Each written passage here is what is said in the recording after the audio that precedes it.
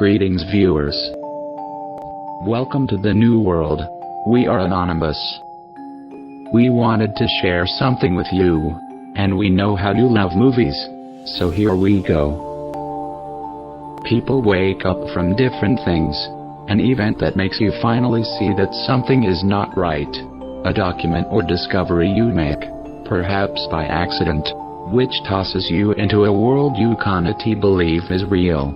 Many are awake, but even those who are still desperately asleep in many ways. As we worry, what sparked the curiosity, which led to this project, was that the elite families of the world claimed to be from King David and Cain. However, they refused to reveal their genealogy.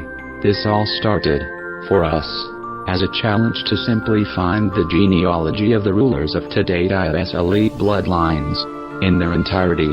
They have hidden it very well.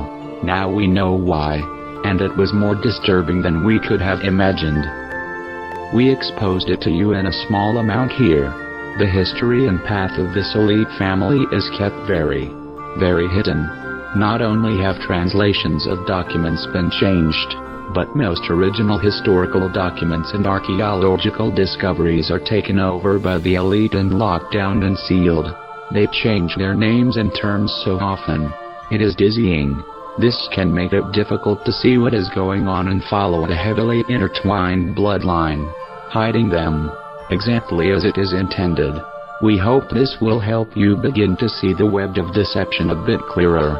It takes time indeed and study to literally put the fibers of their genealogical DNA together. Needless to say, it involves countless hours and months, and for most people, years of exhaustive research to find the real truth on any one topic, let alone link them all together to uncover the web. Calendars, days, months and times have been changed through history as the elite have come into power, and lining them back up again is tedious to say the least. Religion, education and science have all been created and corrupted by these elite, which can be followed back. The deception and censorship is in every area of our lives today. We are all kept in one track of sight and never able to step back from our stress and work and see the bigger picture of what we are contributing to. We have all been lied to. We have all been deceived. But thanks to the internet we have the ability to find out whatever we wish to know.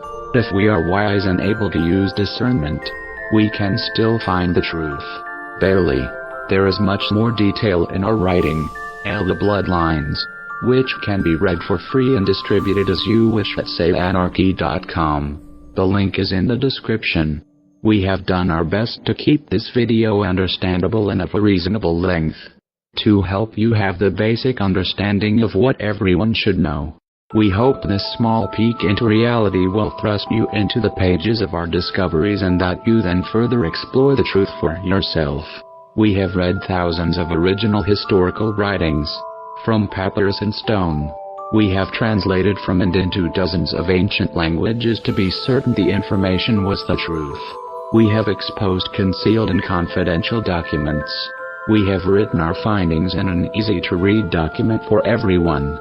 No one should be alive in our day of information and not know the truth of our world. You must understand the depth of your deception. The power of the elite today is all-consuming, and we have only this moment, this time in history, to repair the world for good. We have the power as we wake up and see the truth around us. We must wake now, before it is too late. Let's look at the world we are in today. For those who may still not be aware of the Federal Reserve, FEMA, the collapse of the dollar and martial law in America, then we urge you to look into it. Much will be covered here, but it is assumed you have a general idea of how that is all in play right now in America and many other countries. Very briefly, let us look into the issue at hand, so we are all on the same page in that respect. The problems created under the control of the elite affect us all. At a 1991 closed-door meeting of fellow internationalists, billionaire and former CFR chairman David Rockefeller praised his media allies, but his confidence that his words would not leave the room was later broken. We are grateful to the Washington Post, the New York Times, Time Magazine, and other publications whose directors have attended our meetings and restricted their promises of discretion for almost 40 years. It would have been impossible for us to develop our plan for the world if we had been subject to the bright lights of publicity. But the world is now more sophisticated and prepared to march toward a world government. Redirecting the bright lights of publicity is not the media's only contribution towards such a plan. We have before us the opportunity to forge for ourselves and for future generations a new world order to fulfill the promise and vision of the UN's founders.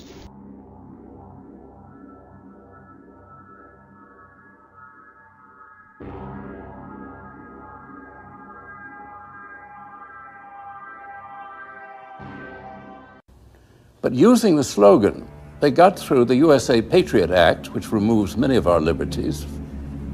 Nobody made a sound when we lost habeas corpus, due process of law. Where was a voice on television, aside from mine, that spoke out against this? Where are all those noble jurists, those great lawyers, those lovers of liberty? Where the hell were they? They were nowhere. Now we have a totalitarian government. And the totalitarian government wants to watch everybody, total surveillance of everyone. They listen to the telephone conversations. They look at your credit cards. They look where you travel. We are totally policed. This is contrary to everything in our Constitution. We've been reporting about this all along. Police are arming themselves to fight against your average American citizen, conservatives, patriots, and definitely returning military. Why aren't people seeing this? Well, perhaps because their local news stations are massaging it into their brain that this is completely normal. According to the Pennsylvania State Supreme Court, police officers no longer need warrants to search a person's vehicle. The Pennsylvania Supreme Court ruled 4-2 that police officers can search a vehicle without a warrant. According to the New York Times, top secret NSA documents indicate that the spy agency's global facial recognition technology has seen huge growth in the last 4 years. Common Core Standard is a new curriculum implemented in schools across the nation. The goal of Common Core is to put students on a level playing field and help prepare them for a global economy. However, many teachers and students say it creates a factory-like environment that stifles individual learning and puts pressure on educators to only teach to the test. The New World Order wants to create a world currency, a world government, a world army, a world religion. And it's not of Christ, of Buddha, it's not of the Muslim faith, it is a satanic order. The New World Order is housed right here at the United Nations. It is global government.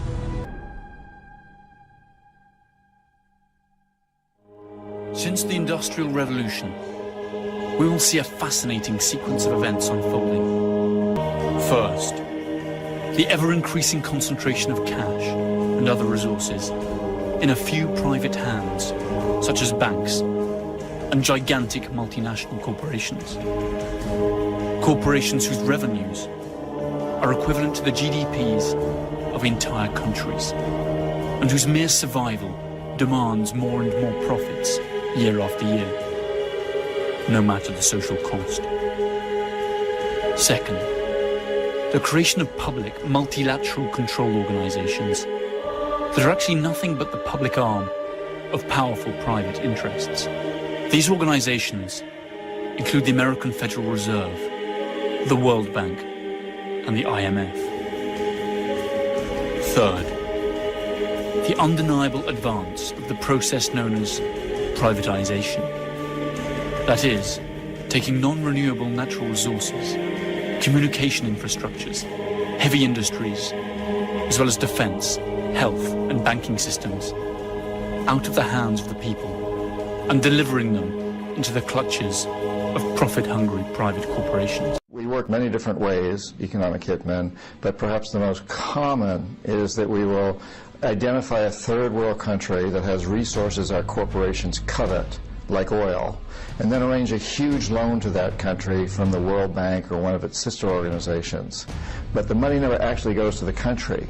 Instead, it goes to our own corporations to build big infrastructure projects in that country, things like power plants and industrial parks and highways that benefit a few wealthy families in that country, as well as our own corporations, but don't help the majority of the people.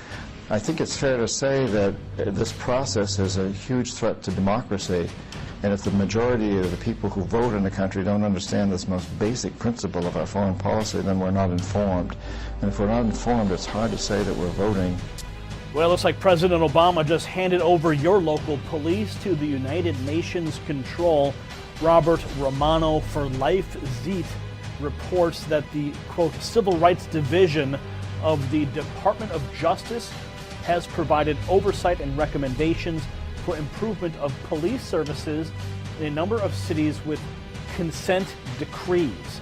Okay, they say this is one of the most effective ways to reduce discrimination in law enforcement, and it needs to be beefed up and increased to cover as many as 18,000 local law enforcement jurisdictions. Members of the G20 countries are meeting in China this week with an express goal of fighting anti-globalism sentiments. You see, the global elites are rewriting the rules of the economy to help usher in a new world order that, as Zbigniew Brzezinski says, will now include Russia and China. This new globalist order is something for which they have no remorse because of their disloyalty to any one nation, or even to humanity as a whole. What's more is, they've shown their willingness to trash the dollar to attain that end. These purveyors of division are more than willing to obfuscate secret trade agreements in documents longer than Barack Obama's initial 2,700-page Affordable Care Act, which has, as a side note, dramatically hiked premiums for Americans who were already hard-pressed for cash and proved itself an utter failure in the realm of affordability. Although we are meant to believe that China and Russia are trying to financially undermine the US for their own gain, at the Dollar Vigilante, we know their true intentions. The elite's goal is to break up Western hegemony and redistribute power back to major countries in the East in order to further destabilize the world financial structure. Many who follow the actions of the elites know that they operate on an occult timeline. Just ask Christine Lagarde, the managing director of the IMF, who gave an eerie numerology speech about the magic number 7. It's not happenstance that the addition of the Chinese yuan to the SDR basket in early October coincides with the end of a biblical cycle called the Jubilee. The White House has ordered the death of Donald Trump, President Erdogan of Turkey, President Putin of Russia, and Prime Minister Medvedev, all on the same day. And all 4 attempts have failed. The world has had it with the evil little trolls obeying their masters in London, destroying the planet. So what we're seeing, the EU, what we are seeing is the dissolving of the Euro nation state, as witnessed by the Brexit vote. Before the European Union began, back in the 90s, yes, I'm old, I was briefed that most of Europe would form a union, but England would never really be part of it. They would remain part of the North American Union. The EU would rise and then fall apart as their dollar fell in value. Then would come the collapse of the dollar 2 weeks later and the worldwide depression, pitting Christians against Muslims, leading the world into a worldwide destruction and then bringing about the worshipping of Lucifer, their god. This is all planned by the Rothschilds and the Catholic leadership in Rome and the Unholy Alliance, the bankers in Jerusalem, Rome, Frankfurt, Paris, and London. And if you didn't know, all telephone calls and all internet connections go through Israel. There are 2 companies that monitor everything done worldwide.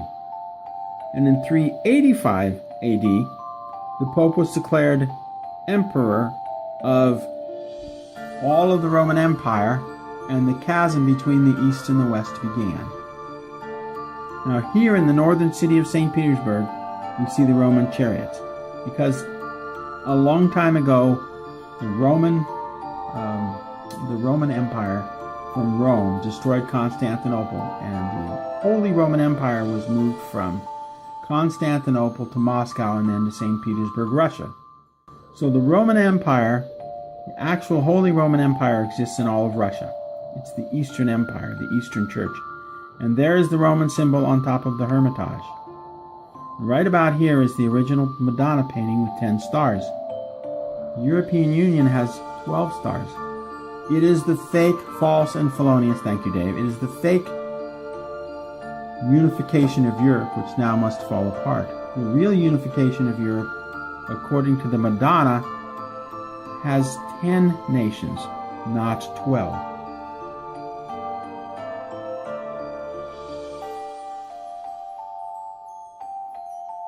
Coup. This is a little more complicated. That's why we had these stories. It's a little more complicated. This is NATO. It's supposed to be only 10 nations. The United States and Canada are not supposed to be part of NATO according to the Madonna. So the Turkish coup is a little more complicated. President Turkey holds a loose coalition of many different religions together under one, quote, world religion called Mohammedanism, or Islam. The United States has fostered rebellion across the Middle East. They know the sun is getting hotter, people are getting agitated, and he plans to break off the eastern half of Turkey into a new nation called Kurdistan. Well, the Turkish people don't want to have two nations. And he wants to move Constantinople into Bulgaria and make Turkey this little puppet nation of NATO. And as a NATO nation, which gives them certain monetary considerations, they know that they have to teach this stuff. Well, Erdogan knew that a CIA coup was coming. So he fostered his own coup and is now in the process of purging the satanic influence that has been fostered into his nation. So Erdogan knew he was going to get taken out by the CIA. So he sent his own troops out there with corks in their barrels, not to hurt anybody, and on his way to Constantinople to squash the little rebellion that the United States Embassy in Ankara had planned and funded, 2 U.S. jet fighters locked missiles onto his presidential aircraft. And then Russia locked about 500 missiles onto those U.S. aircraft and called Incirlik Air Force Base and said, if you don't call off your little doggy-woggies, we're going to destroy everyone in Incirlik Air Force Base. Now, so the U.S. backed off. And Erdogan went in with his troops and he arrested those 2 fighter pilots that shot down an Su-24 from Russia and then locked in on the Turkish president. They work for the CIA and they're in deep doo-doo. Erdogan is now firing all professors, teachers, judges, anybody who had anything to do with Satan, he's purging. But it was not Erdogan that was the prize. He saw the coup occurring in Constantinople, or Istanbul, and then he created his own little military fake coup, and then was flying to Constantinople and wanted to kill Erdogan and have an uprising in Constantinople and give it over to Bulgaria. But after they killed Erdogan, they were planning on killing Putin and Medvedev. Now, this didn't come together till I looked at the timing when I warned Medvedev and Putin to keep their heads down. So after they killed and shot down Erdogan, they were going to kill Putin and Medvedev. Putin was on the way back from the Valem Monastery out of St. Petersburg, Russia. Now that we know what is going on today, at least a little more. Of course, there is much more going on around the world, but we will be detailing what is necessary for this topic. So who are these bankers and elite who design and control our lives? They have all been exposed to you before by many, but perhaps we can adjust the lens so you can see it more clearly. The elite who control the rulers of the world today are all connected by blood as well as belief. They hide behind many things. They have been hiding behind the term Jew for most of history. They are not of the tribe of Judah, which is why real Jews oppose them. They are not Judean, Judah nor Jews. The star called the Star of David is the Star of David's son Solomon. David and his tribe used the symbol of the menorah. Solomon was a Luciferian, from the elite bloodline, which is not passed down from the male side but the female side of the gene pool. Solomon was married to one of the elite bloodline and belief. The star is a symbol of Lucifer. The new terms for Luciferian today are Jesuit and Zionist. Always remember they use different names, different terms. They are always in a state of change. It is all the same thing. That is what they are. One only need look at their symbols. They can be identified by the jewelry they wear today, the symbol of their status. This is not a joke. This is proven fact, and has been for centuries. Give unto Caesar's that which is Caesar's. Who is Caesar? He who stamps his symbols on everything he uses to control us. Many do not understand what it actually means, the depth of the seriousness of this group's beliefs. Their belief is what they live by, what they are sworn to act on. The plan they follow is scripted to them because of their belief. So we must learn more. You watching this now, we are not discussing your beliefs here. We are discussing the elite who control us believe, for a brief moment. So please relax and keep an open mind. We must know our masters. So let us dive right in.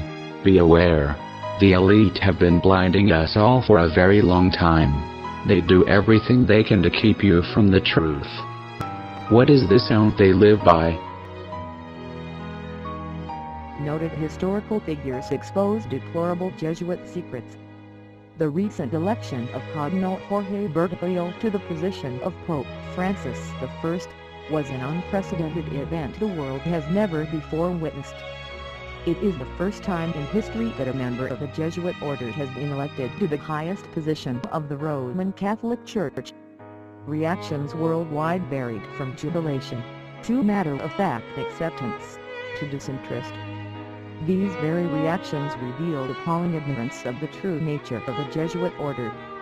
Widely regarded as a benevolent missionary order, known for its educational institutions, the Jesuit order, as the Society of Jesus is commonly known, has long played an incredibly influential, albeit secretive, role in the destinies of nations, organizations, and individuals.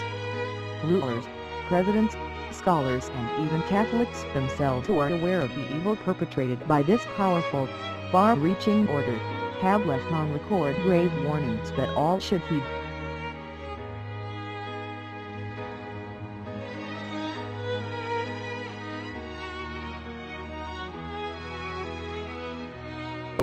Nor will it contribute a little to our advantage, if, with caution and secrecy, we foment and heighten the animosities that arise among princes and great men, even to such a degree that they may weaken each other. But if there appear any likelihood of reconciliation, then as soon as possible let us endeavor to be the mediators, lest others prevent us. Finally, let all with such artfulness gain the ascendant over princes, noblemen, and the magistrates of every place, that they may be ready at our beck, even to sacrifice their nearest relations and most intimate friends, when we say it is for our interest and advantage.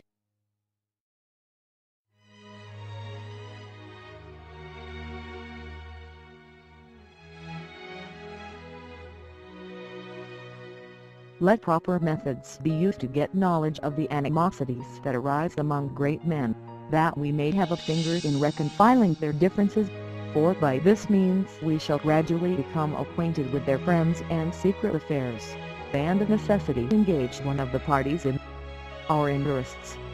Immediately upon the death of any person of post, let them take timely care to get some friend of our society preferred in his room, but this must be cloaked with such cunning and management as to avoid giving the least suspicion of our intending to usurp the prince's authority. Muccio Vitelleschi 1562–1645, 6th Superior General of the Society of Jesus. Quote, when sovereigns require a Jesuit's opinion on any subject, the Jesuit in question is to report the matter to his superior, who is to lay it before several Jesuits for discussion. The resolution formed after this consultation is supplied to the Jesuit who has been consulted by the sovereign.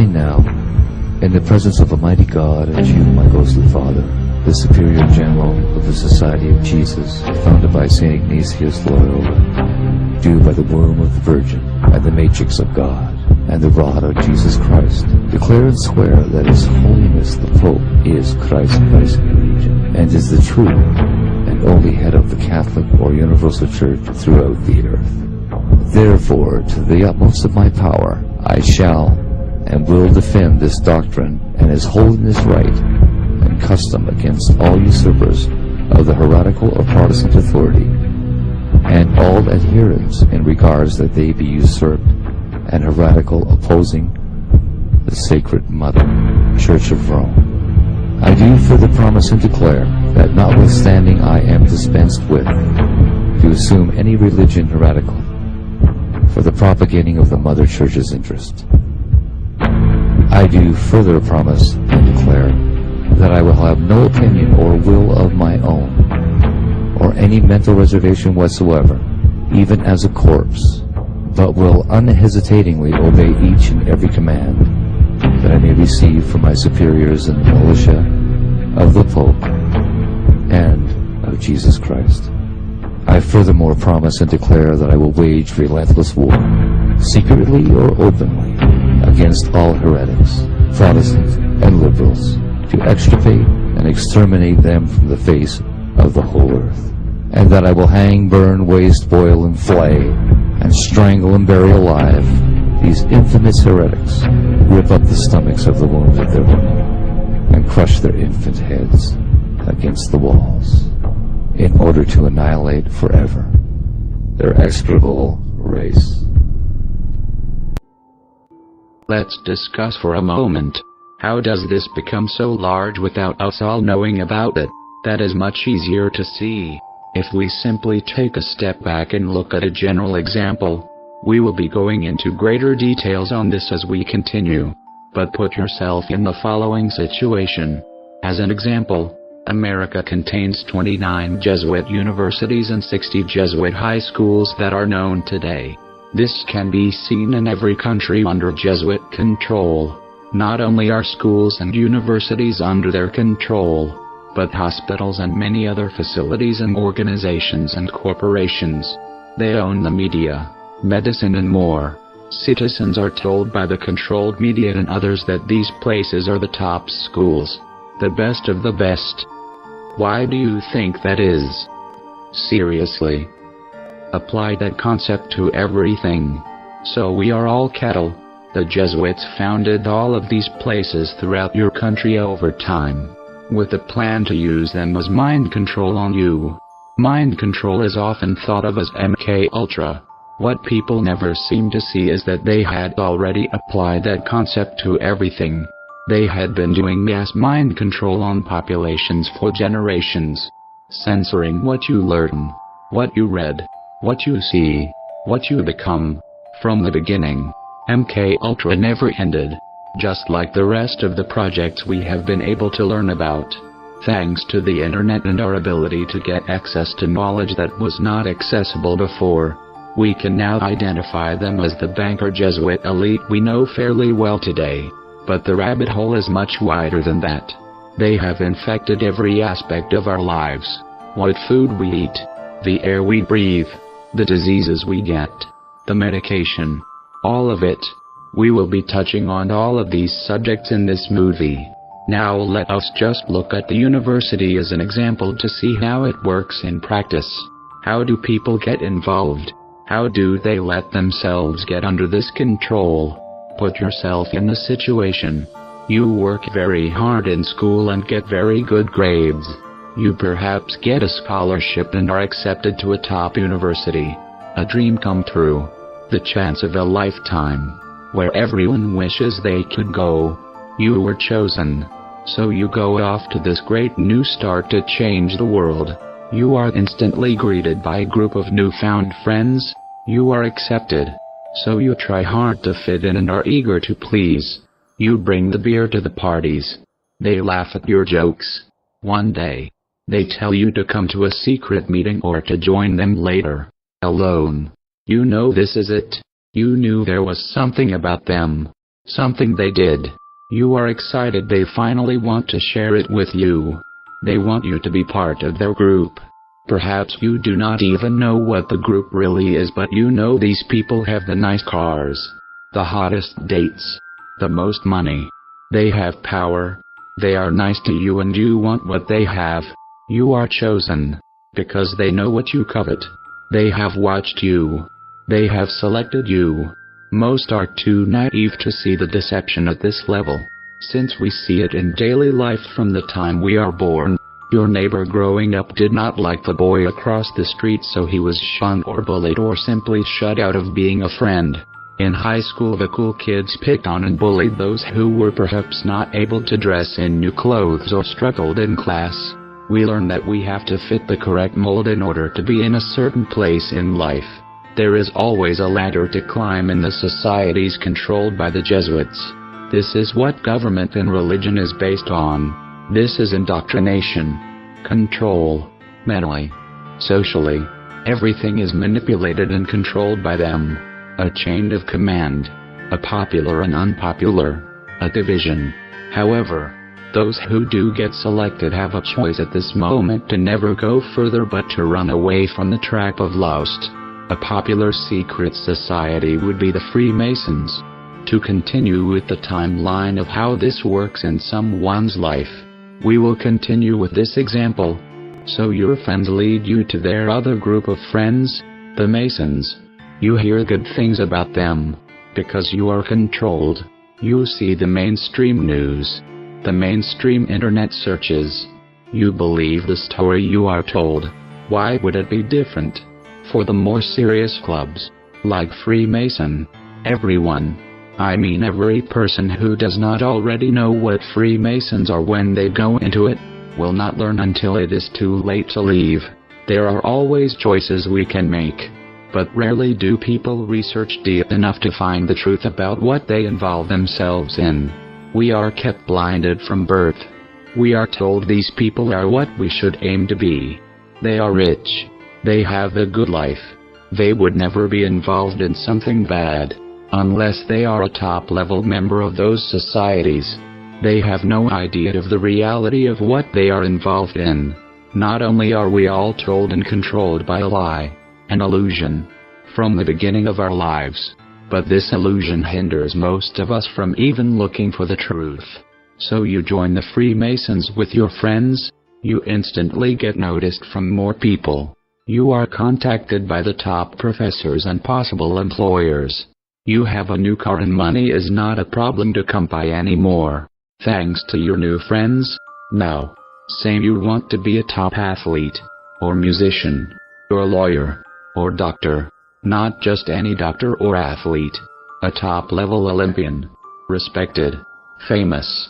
Successful. You want fame and fortune. It is easy to put yourself in their shoes at this point. You rise in the group that promises you all these things. Your dedication is rewarded as you climb the ladder of what you call success. The ever-faithful servant. One day you are chosen. They want to initiate you into the 33rd degree. The top levels are finally achievable. The good life is almost here. This would be another time for you to make a choice to run from them. But you are brainwashed. You have been kept blind until this point. You continue up the ladder of control. You are focused. You work to be promoted. You are driven. You are consumed. A classic American, I mean slave. This initiation is where reality hits full force. Blackmail. Now you have been doing many things in your newfound prosperity. With your new friends, things you would probably not have done or have been able to do without their money in the group you are in. They know all of it. They have proof of all of it. They show you videos, emails, phone calls, recordings, photos, and more. What they show you would ruin your reputation and your life permanently. How could they do this to you? They are your friends. They reassure you it is only to be sure you will keep your mouth shut. You swear the oath and a vow of silence about the group, and they will keep you safe and successful. You feel you have no choice. You take the oath. only to find out it was only the beginning. They perform a humiliation ritual on you which typically involves sexual acts and a live burial for a period of time, until you are reborn into the family. Now you must pay your dues. They must ensure you will never tell, like a ton of bricks at this point. You now know you will never able get out of this and live. They confirm it. You must make a blood sacrifice. Yes, a human sacrifice. Child rape, torture and murder, ritual murder of family members and friends. Did you think this was child's play? What you're hearing is the first recording ever made of the Skull and Bones initiation ceremony. It has never been broadcast before.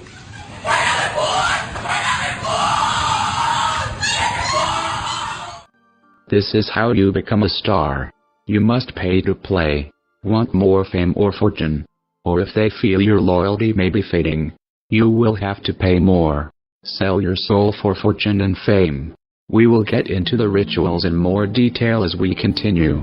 However, you can see the level of saturation they have, and hopefully you can see how this is so huge that the deception is hard to see. The rabbit hole is very wide indeed. We shall discover how deep it is as we go on. Big things always start small. This is the reality of the elite who rule us. This scene can be seen in every group that the Jesuit elite have ever created. Same mind control, same pyramid scheme. They are all created and controlled by the Jesuit elite, so it matters little which term you use. The top circles. They control us all. For the elite bloodline, the top Jesuits in control today. A common practice is to have a so-called important child secretly or quietly without fanfare. This child is only important only to the public. The poster child, the face of change. They breed the chosen child from the bloodline. The child then is adopted out at birth. To hide the identity, it takes on another last name, which hides the genealogy. Its life is completely scripted and controlled, and they are brought up in the societies including Freemason, and they serve their purpose in the ruling elite's plan. This is explained in greater detail in our document. You must keep in mind that the puppet rulers are controlled from the start. We all are, if only on a different scale. By the time they realize what they are involved in, it is too late. It is their blood. Though many never wake up, they are consumed. Those who do wake up are killed. We saw this with the infamous JFK and Lincoln. Since we have a general idea of what we are dealing with here, who are these elite Jesuit puppets and masters today? Let's explore just a few of them quickly. I want to show you a few things here. I want to show you that in our last video we talked about these frauds here, all being Masons. This guy with his secret hidden hand sign, this guy's a Mason, this guy's a Mason. They're all Freemasons. But what most people don't know is that the forerunner, Donald Trump, is actually a Rockefeller plant. Back in 2012, Donald Trump held a briefing with Richard Haass, head of the Council on Foreign Relations. Here you see an article here. Donald Trump, who again declined on Thursday morning to say whom he talks to about foreign affairs, held a private briefing last summer with Richard N. Haass, the president of the Council on Foreign Relations. A spokeswoman for Mr. Haass said Thursday.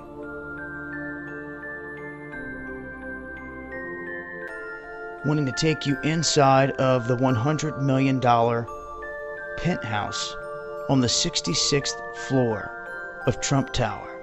This is exposing sun worship in the occult. You can see the Masonic pillars. This theme is copied all across this place. It is mirrored in the floor and in the ceiling, literally. As above, so below. And all of this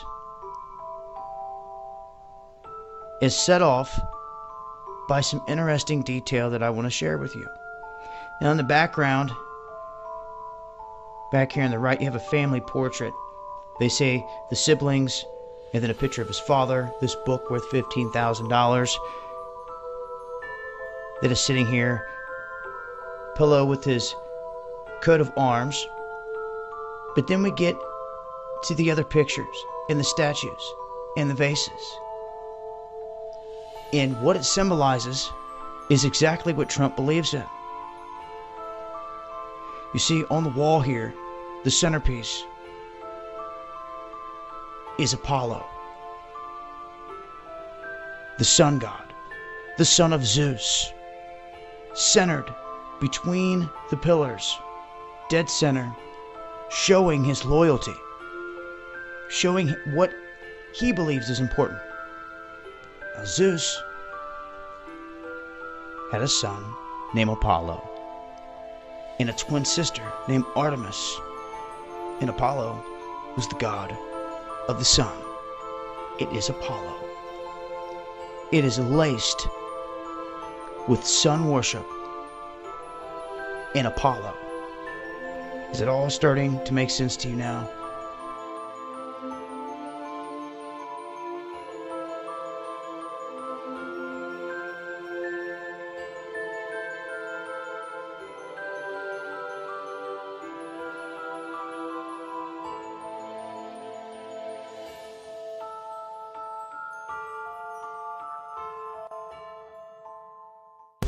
What difference at this point does it make? Hillary, the Hillary that I knew back here in Arkansas, when she was in the Benghazi hearings, when she said, "What difference does it make? They're dead." What difference at this point does it make? That's the Hillary I know.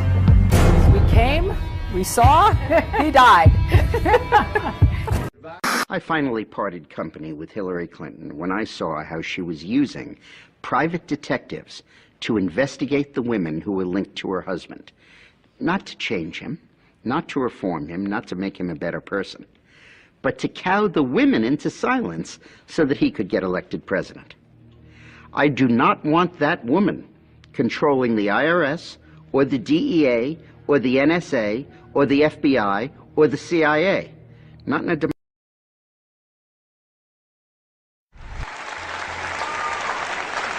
I'll tell you a couple of stories about fraud. I know about once a month Hillary would go out to Los Angeles. And she did it so regular that it became a bit of an issue trying to, why is she always going? Bill told me that she was going out there, she and a group of women, and she would be a part of a witches' church. And man, when Bill told me that, you could have hit me with a baseball bat.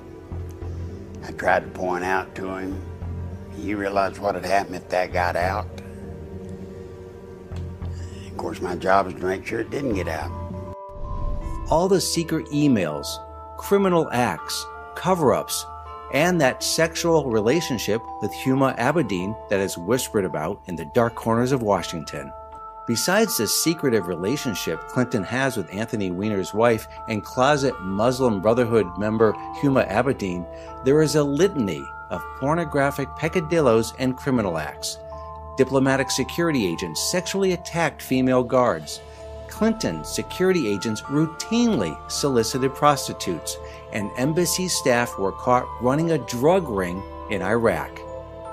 But the most disgusting aspect of Clinton's corrupt State Department was Ambassador to Belgium Howard Gutmann, who routinely ditched his security detail in Brussels and solicited prostitutes, including minors.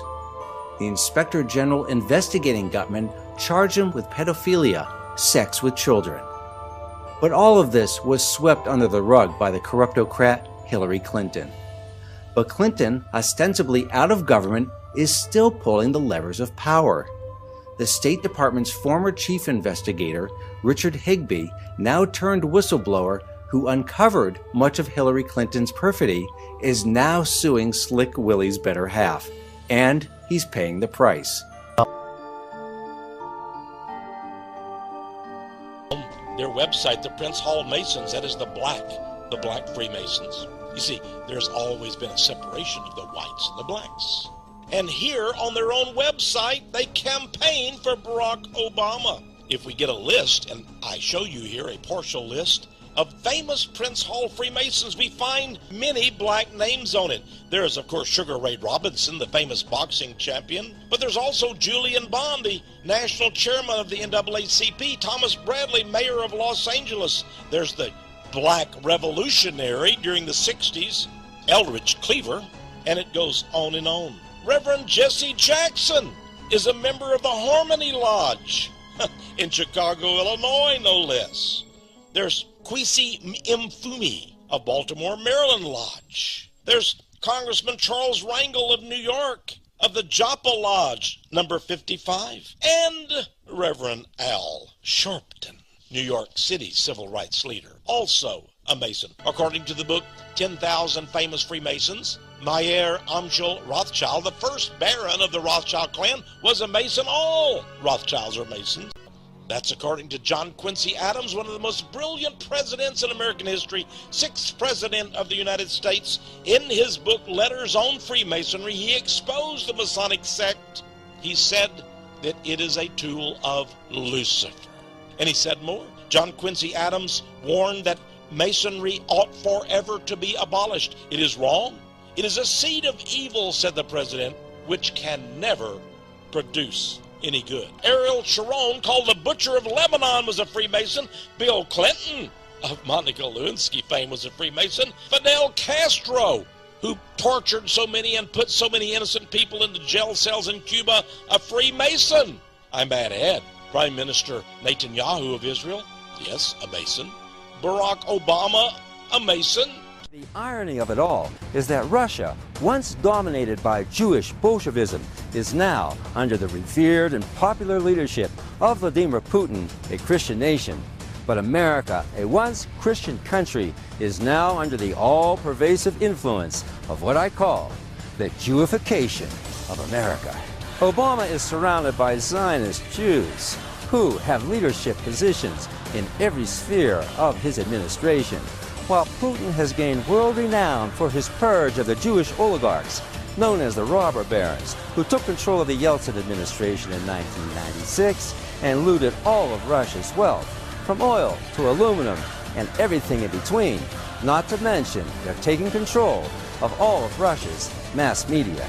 Исламским радикалам и готовы пойти на то, чтобы сделать себе обрезание, то я вас приглашаю в Москву. У нас многоконфессиональная страна, у нас есть специалисты по этому вопросу. Порекомендую ему сделать эту операцию таким образом, чтобы у вас уже больше ничего не выросло.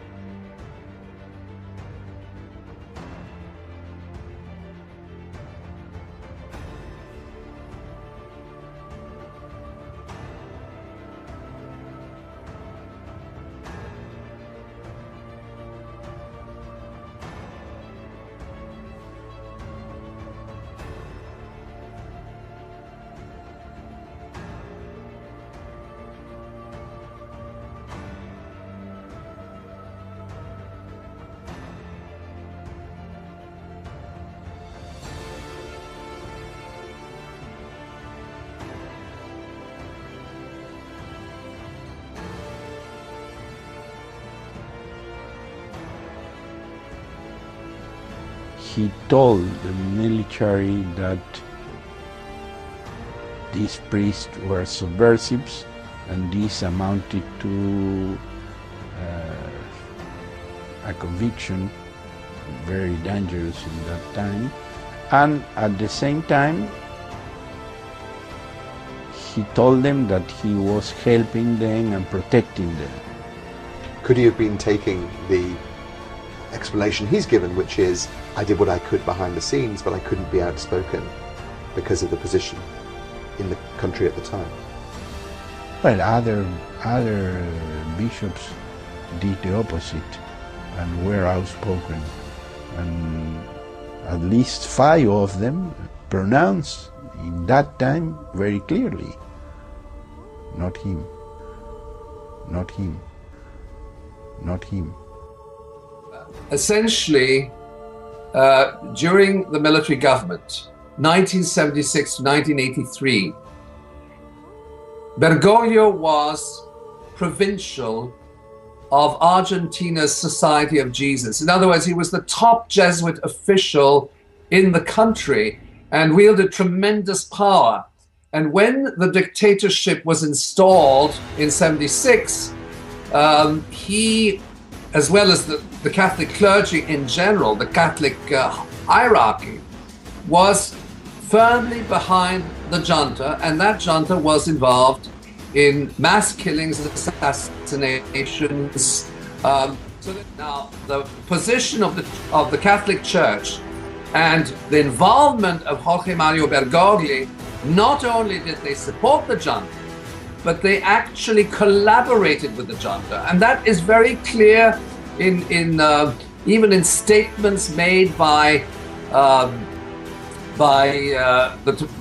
General Jorge Videla. Not only did the military commit these atrocities, but they also consulted the Catholic hierarchy as to how they should proceed, and they said I quote textually that we kept the Catholic hierarchy informed about the disappearing of political opponents. Okay, they were involved in the policy of arresting people, disappearing them, dropping them from aircrafts, and so on.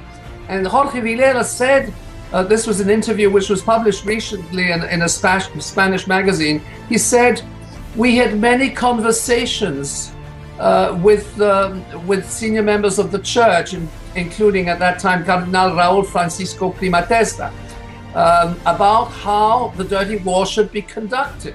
And they actually said, yes, we arrested members of the clergy, we tortured them, we disappeared them, but we always consulted with the Catholic hierarchy. And they literally created a new religion. And by way of demonstrating that, it's interesting to note that the new Mass that is celebrated in most of what are called Catholic churches today is called the Novus Ordo Missae, the New Order Mass. As an exorcist who's been doing this for a long time, do you see similarities between what the current Pope or Franken-Pope is doing and what you see in symbology or acting out in the demonic realm? I will say this, that Francis is promoting the same agenda that the progressives are, the same agenda that the globalists are. And the globalists and the progressives have a foundational philosophy rooted in occultism. Most of the Jews in Israel today, the Talmud Satan worshippers over there, are not real Jews. And people ask me, well, who's a Jew? Who are the real Jews? And you know what? It's so that doesn't even matter today, because the bloodline thing of Israel was demolished. Wicked and evil force on earth, one that will persecute Christians and bring death and bloodshed to the whole world, is the synagogue of Satan. One of the things I want to bring up here is also their preoccupation with murdering large numbers of non-Jews, or as they refer to us as goyim cattle. They take great pride and great pleasure in the destruction and murder of large numbers.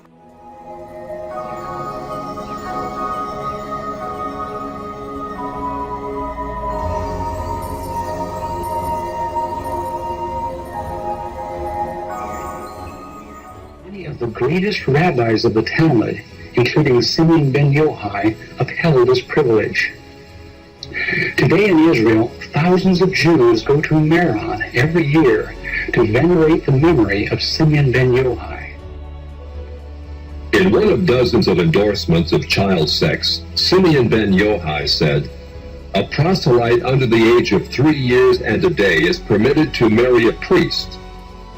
Agreeing with ben Yochai, the great Rabbah said, "When a grown-up man has intercourse with a little girl, it is nothing, for when the girl is less than this, 3 years and a day, it is as if one put the finger into the eye." The footnote to this passage says, "As tears come to the eye again and again, so does virginity come back to the little girl under 3 years." The same section confirms that sexual activity with small boys is in the same category. The intercourse of a small boy is not regarded as a sexual act. Done to us. I knew I had a big problem, and I had no idea what it was called. I called all over the country. I had children's drawings for the police. My husband was under arrest for sodomy and oral sex with my children. And I had all kinds of drawings that had circles and people with, there was black candles always in the middle of these tables, and all this oral and anal sex pictures. And I went to the Catholic Church and I said, "I don't know what this is, but it seems to me these drawings are significant. There are all kinds of symbols I don't understand, and devil heads and goat's heads," and I had no idea I did not know what satanic ritual abuse was. Church asked me if I ever had a psychiatric exam, and I said, "Actually, I'm completely sane. I just know that there's symbols in these pictures." No one would help me, even though there was a prosecution going on. They said, "If you ever bring up satanic ritual abuse, your credibility is lost and you'll just be a kook, and it doesn't exist and it's not organized in America. Just focus on child sexual abuse." So I took my children to a child sexual abuse hospital. And while they were being treated, and I had legal custody of my children, and my husband and his lawyers and the judge found out my children were in an expert hospital, they confiscated my house, everything I've ever owned, from my baby pictures to my clothes. I walked away with literally the clothes we had on our backs. Took my cars, my federal post office box mail, my income, my assets. I lost everything by taking my children to an expert on child abuse. Let's talk about the McMartin case. In April 1985, authorities went to the McMartin case and looked for tunnels under the school. The children had said that they were taken into tunnels under the school. There was a chamber down there. They were sexually molested. That involved ceremonies, adults with robes, candles, chanting. Adults had no clothes on under their robes. And they were taken up into a tunnel and a triplex, a bathroom trap door of the triplex next door. They were taken out in automobiles. We're talking about 2, 3, 4-year-old children, folks, and prostituted in the community. Finally, in 1985, went out and decided to look for the tunnels because they said the children were hallucinating. The children also said that they were taken by air up into a mountainous area where they were exposed to satanic ceremonies based on what they described, and brought back in time for the parents to pick up the kids. So the authorities didn't find anything. We're getting off. Pull those next slides.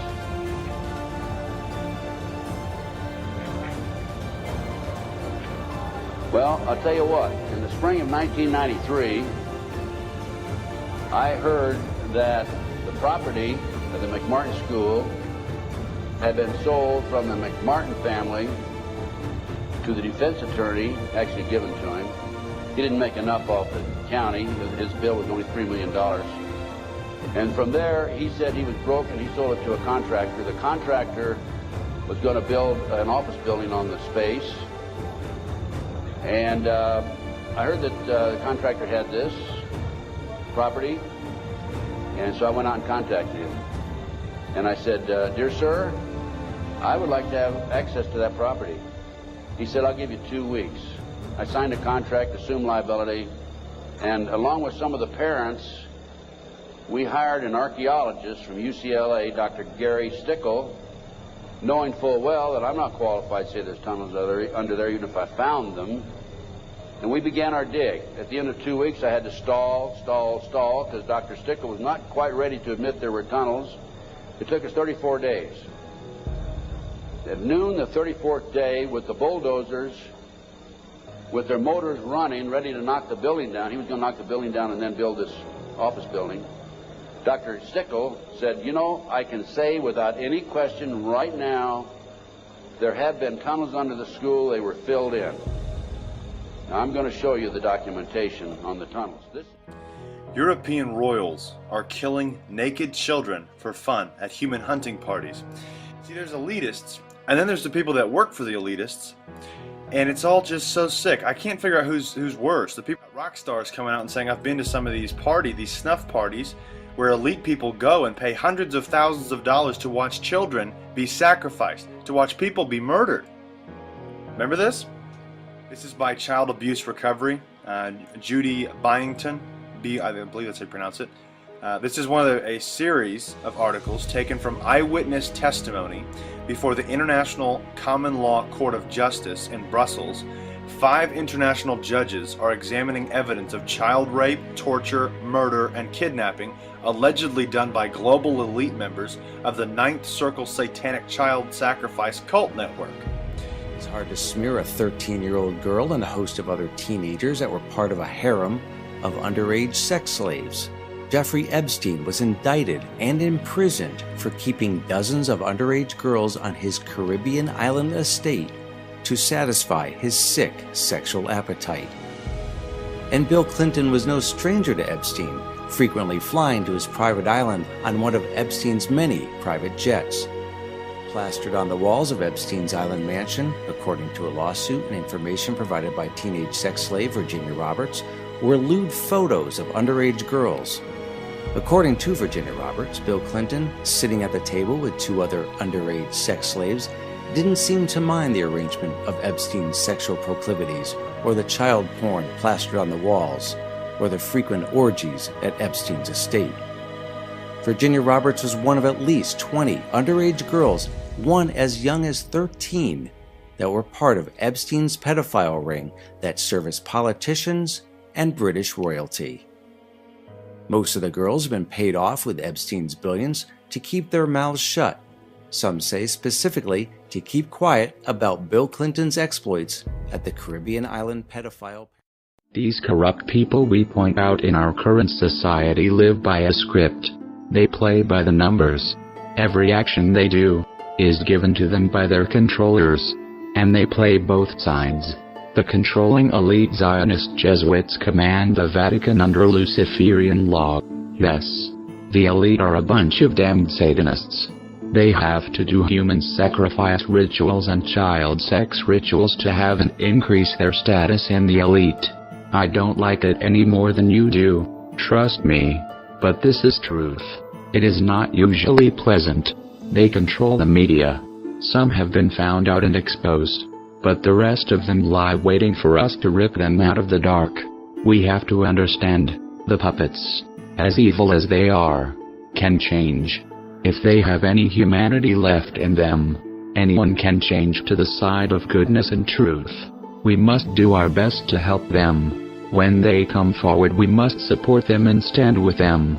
They must know that there is hope for those who stand up for what is right, even if they have never done so before. Though they live by oath and under Luciferian laws, they can be freed. They just don't think they can. They are deceived. If they have the courage. We were never promised that life would be easy. Hope, freedom, love, are all very difficult.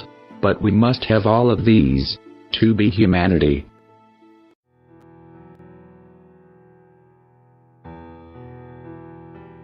So we now know a bit more about the elites of today and what they believe and do.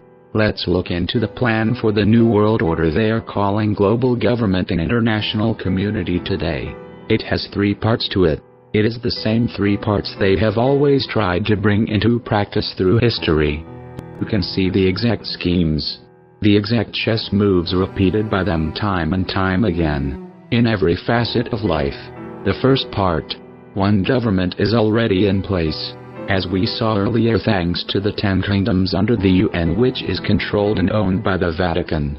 We are all under the ownership of the Jesuit Vatican. The only thing to do now is tear down all the countries and kingdoms we fooled masses think we live in today, to get us all on board. The next part, which is happening now, one currency. This is the reason why the dollar is being dissolved. The planned destruction called the migrant crisis we see today with the Middle East and Africa is due to a war planned well before the 70s. Just another crusade to destabilize countries, depopulate, destroy history again so they can once again rewrite it. They have always destroyed historical sites and hospitals and schools. For centuries. For thousands of years. This is what they have done. The same elite Jesuit bloodline. All of the divisions they force on us and corral us into, they use against us. They create divisions of every kind, one every level. Then, they will put forth the idea of change. Whatever the change is, it will ensure more safety, or more peace, or more wealth. Whatever you need to hear to follow the wolf in sheep's clothing. They create a problem, then they give you the solution. So they do now with the collapse of the dollar. World police, world government called community, and coming up next, one religion. Just look at U.S. national debt. It has doubled since 2008, and we're now living in a world with negative interest rates. The system is in its final stages. Yet your average American is more preoccupied about who should be allowed to use which bathroom than about the disintegration of the dollar economy. And this collapse couldn't come at a worse time for your average American. Usually in recent history, busts have come after a boom, meaning that people could, to some extent, manage through the bust. Not this time. Your average American's solvency has been decimated in the last 7 years. According to a recently released Pew report, 1/3 of all Americans don't make enough money to even cover the basic necessities. Even by the Federal Reserve's own numbers, Americans have been in a depression, earning less and less, since 2000. Americans are broke. According to Federal Reserve official William Dudley, America is no longer the top country for achieving the American dream, which is fast becoming a nightmare. At the Association for Neighborhood and Housing Development, he said recently, while income mobility in the United States has been relatively unchanged, it remains well below several other nations. The probability of moving from the bottom quintile to the top quintile is 7.5% in the US, as compared to 11.7% in Denmark and 13.5% in Canada. Socialists may point to Denmark and Canada and say, see, extortion rackets work. But they don't realize that many countries, including Canada and Denmark, have inched more towards free market capitalism in the last decade, while the US has rapidly moved more towards a fascist communist police state. In 1970, 61% of Americans could be called middle class. Today, it's just 43%. There is really no way to describe the darkness surrounding these initiatives. They are a perfect expression of Jubilee 2016. In fact, much as the 2030 Agenda is an extension of the UN Agenda 21, so Jubilee 2016 is an extension of Shemitah and Shemitah trends. In our video Super Shemitah, Elites Jubilee Your Plan to Crash World Economy by October 2016, I fully predicted the laying of further groundwork for the New World Order. And since we've seen further movement toward World War III, the ongoing destabilization of the Middle East, one of the worst starts ever to equities at the beginning of the year, a further move to a cashless society, and most recently the unprecedented hack of the Panama Papers that has led to a global tax crackdown run by the IMF and G20. Each and every word of describing these 2030 Agenda initiatives is based on a lie. Together, they create a kind of spiritual black hole that will swallow up tortured millions and then billions of lives. If those standing behind these documents have their way, each of us will be mutilated by vaccines, poisoned by genetically modified foods, banned from partaking of the bounty of the sea, taxed, surveilled, controlled, and spiritually dehumanized into beastliness. Pike seems to indicate a conspiracy to start a war so that the Antichrist can ascend to his position as world ruler. Pike's letter ironically also detailed the specifics of the first two wars with stunning accuracy, suggesting that he knew before time the details surrounding each of the wars. The Third World War will be what allows the Novus Ordo Seclorum to rise out of the dust. According to Pike, Islam will be the central factor in the downfall of the West. Islam will be decimated in the process, allowing for the new religion of pure Luciferianism to spread on the earth. All Muslims will fall for this system. There isn't a single Muslim on earth who will not partake in the religion of the New World Order, according to Pike. Islam is merely a tool to destroy the Christian West. That's it. That's all it is. It's a tool. That's what they said hundreds of years ago. The esoteric cabal is using Islam to achieve the great work. It's all been mapped out. We've seen what they're doing with the migrant crisis. We've seen what they've done in England with the Sharia courts, and on and on and on. They're using Islam to stir the pot. The system has to come down. It has to topple. Islam will be used for the ultimate goal, and that is to fully usher in the Luciferian capstone. They're going to keep using it to destroy Western Christianity, Western culture. It's going to happen. Because of time restraints, we will not be able to cover much history of the elite as we are focused on exposing them and what they are doing today in this movie. The original name for this elite group, and the one they used to call themselves in secret today, is the Synagogue of Satan, changed to Synagogue of Zion, changed to scribes, Pharisees, Sadducees, and so on. Long before they were called Jesuits, they were called Magi. Jesuit means magi or magic, which is the study of the satanic occult, called Kabbalah today. It is alchemy, astrology, mysticism, occult. To be a true Jesuit or magi, you must be in the bloodline, just like their relatives the Spartans. They keep the blood pure. Further, the candidate must be deemed worthy, usually dependent on their financial status combined with occult power. They study astrology and use many symbols in all that they do. Signs and symbols rule the world. It is a code. The star is probably the most popular one. The Star of Solomon, which represents Saturn, Apollo, Baal, Nimrod, Osiris, the god of the sun who is El or Satan. The hexagram and the pentagram are both Luciferian symbols with different and extensive meanings. As all symbols, if you want to be awake, then you better know the meanings of the symbols they brainwash us with subliminally and blatantly. So, the Magi, short for theire, who were sorcerers, magicians, astrologers from Persia and long before 4 BC. In that time, they were called kings. It is just another term for priest. They are magicians, masters of deception. They always rename, because they know it confuses those who are not vigilant. Arose by any other name, we must be awake. The power structure or government they use calls for 2 leaders. In the Vatican today we see a black and white pope. When they ruled ancient Egypt there was a priest and a king. Before that, when they were still in the woods of Germany and called the Pannonians after their god Pan, who is Lucifer, they used a Kagan and Beck. Then they moved to Rome and created the general and a chaplain, military and religion, the puppet military force and master of the mind. We hope you can see which is the more powerful, and stop feeding the trolls. Alcazar once warned, the audience will always look where the magician looks. The magician must never look at what he wants to conceal. The audience will treat as important what the magician treats as important, and as unimportant what the magician treats as unimportant. One Egyptian high priest, Cartier, led a crusade to purify Zoroastrianism. This is what the elite called their religion at that time. Cartier led a crusade to do what crusades do: depopulate, force populations into a certain government or religion. No different than the crusade going on today. He carved the Zoroastrian teachings on rock faces of mountains, which can still be seen in Iran and throughout the Middle East today.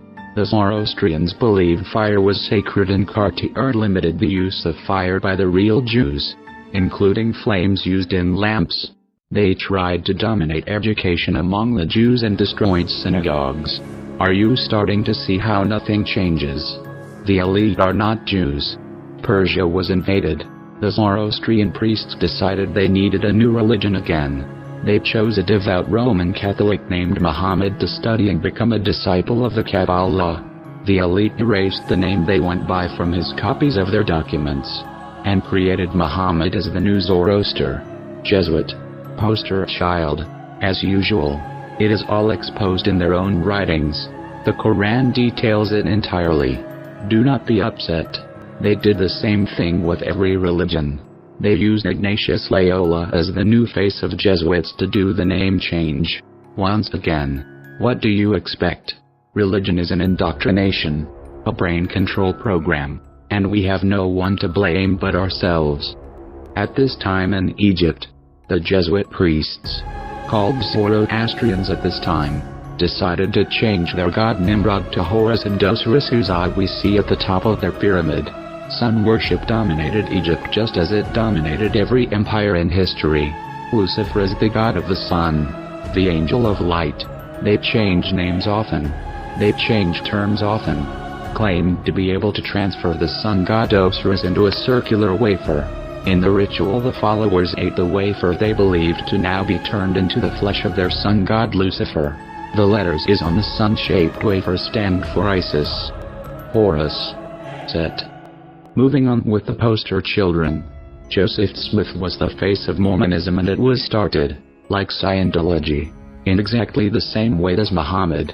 Joseph Smith was drugged by the CIA, then they read passages of the Bible to him and made him write down what he heard, and the masses mindlessly devour all propaganda the elite throw at them. Billy Graham, Rush Limbaugh, Jerry Falwell, and all the other mega men across the world, they are false prophets.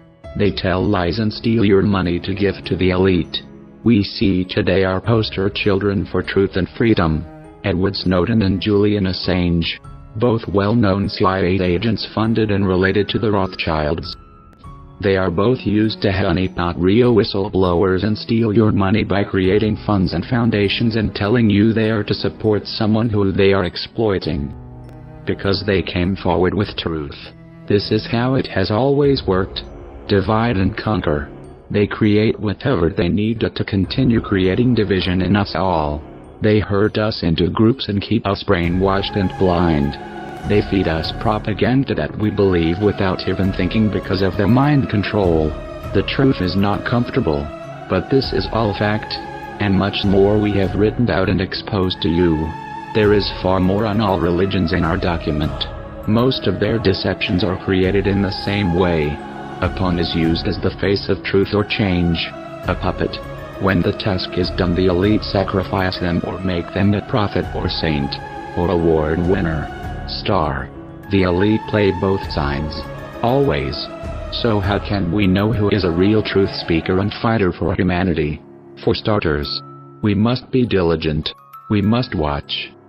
And we must act when they step out of line, like a viper in the sand. We wait for them to step too close, and strike them when they do. We are the ones to keep them in line. The power is ours. They must tell us their plans before they do them, according to the oath, a deeper oath than those we have discussed thus far. Their patterns can be seen through history, and the tribe they are is exposed with much more in our writing, so we will continue now with what is happening today. The Knights of Malta are seen today, known as the Sovereign Military Order of Malta. It represents itself as a charitable organization and works with the UN since 1994, providing hospitals and help to the poor, hungry and with natural disasters. Other branches are called FEMA and Red Cross. They continue pushing the world on the depopulation agenda. What better way than when you are in total control of the health, the food, the medicines? The elite love the sick and poor because they are closer to death, which is exactly what they want you to do. Die. That is why Red Cross spreads diseases in their vaccines to experiment on and kill off millions of people every year in the name of charity. They are deceivers. FEMA is in charge of the death camps that have been used for over 100 years in America. This should not have to be explained to you or anyone. The amount of exposing videos and documents on these topics is overwhelming. There is no excuse for ignorance. Still, you think the one world order is not in place. You want to complain and act shocked and amazed when the elite play their games. This is not shocking. This is nothing new. And there is much, much more. We know the elite perform ritual sacrifices, false flags and other types of destruction to keep everyone in a state of fear. Why is there this constant flooding of fear porn? Because the elite are very dark and negative people. Everything they do is to create tension and fear, a stressed frequency. They feed off of fear and negative energy. So let us discuss some depopulation tactics they are using today and how they affect us. CERN and HARP technologies around the world are being used daily to change the frequencies in the atmosphere and Earth. These frequencies heat up the atmosphere, and that's how they created the global warming hoax. To again create fear. Research scalar physics and how CERN and HARP will be and are used to control chemtrails which are in your air, food and water. So it is in you. Not to mention the toxic substances in chemtrails. We implore you to look into these things more so you know the full truth. They control frequencies, and because everyone has a different tolerance, the results are devastating. They only show you death and destruction that they have created to make you fear, to mess up your body's frequencies. Everything is made of frequency. They have even changed the tuning of music, adjusted it a few hertz ages ago, just enough so we do not notice. The effect is slow. Another infection. Another frog slowly boiling. We do not notice until the frequency is no longer there, and our minds and bodies are allowed to normalize. Everything they do is so we cannot have peace. They create diseases and medications and foods to kill us all slowly. With the Los Angeles Times on April 21st, you said that you told the Associated Press that the American government has created weather tampering techniques so that the New World Order will be able to starve millions of Americans and to control the rest. Would you explain what you were trying to say? Well, what I was trying to say is exactly what I said. There is weather control techniques. We have a complete package on that, which I did not bring, but I certainly will see to it that it is brought in for the record. Number one, the entire patents on the equipment. Number two, Senator Claiborne Pell's complete statement and story of his own that not only does it exist, but that we even utilize it as far back as the Vietnam War. You might want to touch base with Senator Pell. I just want to repeat before I turn to... So yes, but we do have all that information. You're saying the government has created weather tampering techniques so that the, quote, New World Order will be able to starve millions of Americans... Worldwide. Millions of Americans, and to control the rest. Yes, sir, and that's my belief. As bizarre as that sounds, if somebody had told me that that equipment even existed 10 years ago, I would have thought they were nuts, sir. And at this point in time, we have all the documents to prove it. And if you think that 85 tornadoes takes place in the middle of our growing area by simultaneous accident, I'm sorry. With the equipment that's already set up internationally, and as bizarre as that is, it is proven and documented. We will supply you with those documents. As bizarre as that is, I would say that weather wars, and this is quoting actually Senator Claiborne Pell himself, that they are the greatest weapon ever created in the world, and that's the Senator's own statement. So yes, I do stand on that. Thank you. Contrails, those would tend to warm the atmosphere. Everything that we know about would.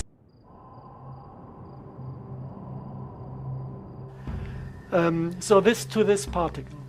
It's you can see if you look into the military domain, they use it for radar range enhancement, for turning the sky into optical lenses and optical mirror setup.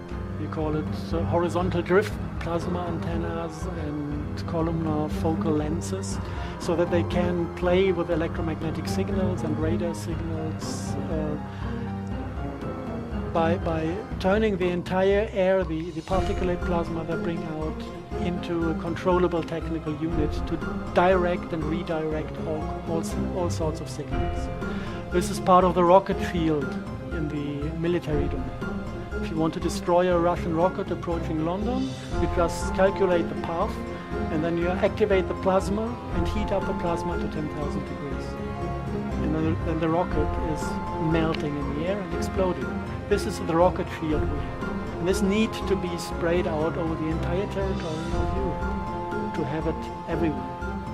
So this is the military domain, but as you see, some of the aspects of this particulate plasma are connected to diseases and to attempts to get access to the nervous system of humans. So this is the second agenda that appears on the monitor, which is not about military technology, but already about controlling the civil population of countries by accessing their nervous system to introduce signals.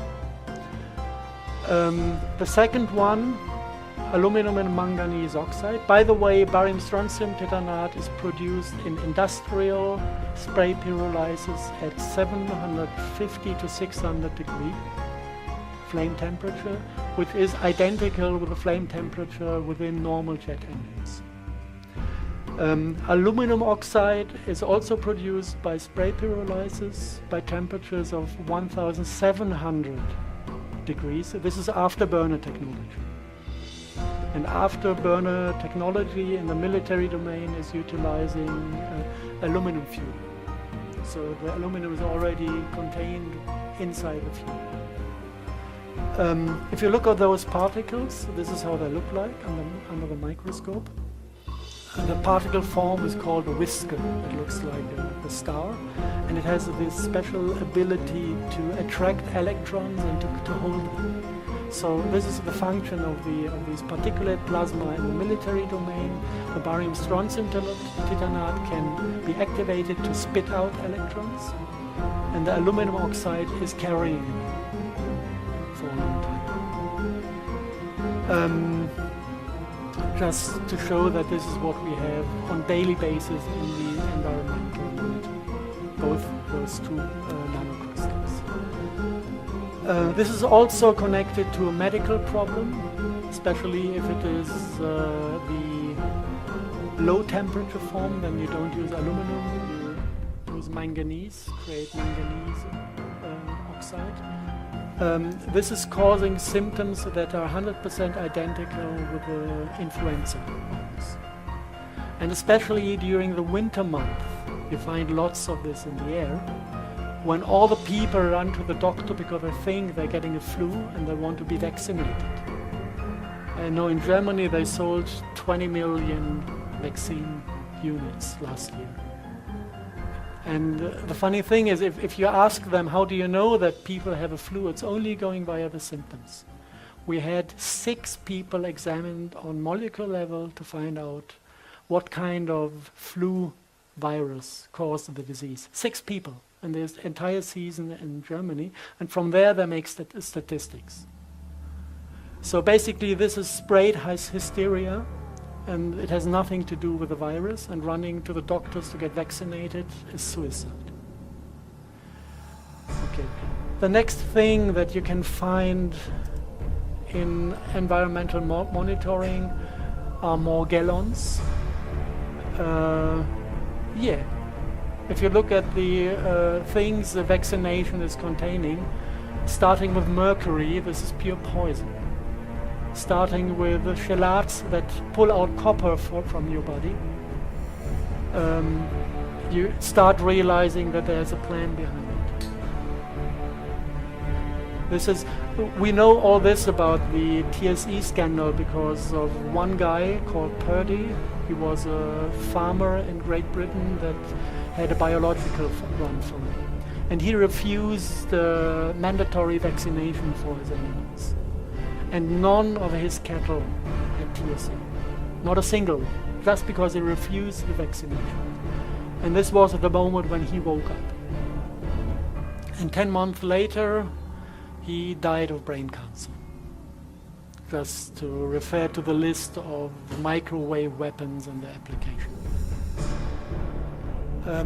Okay, in the NASA presentation, we had the nanotags that are apparently there to track down people, to find out where they are and what they think. The first public, nice, detailed public description was in the book of Cara St. Louis Farrelly, The Sun Thief, where she says that there are hollow fibers sprayed, self-replicating hollow fibers that are there to kind of read out the light fingerprint of your DNA, transform it into an electromagnetic radio signal that is detectable via satellite and ground stations.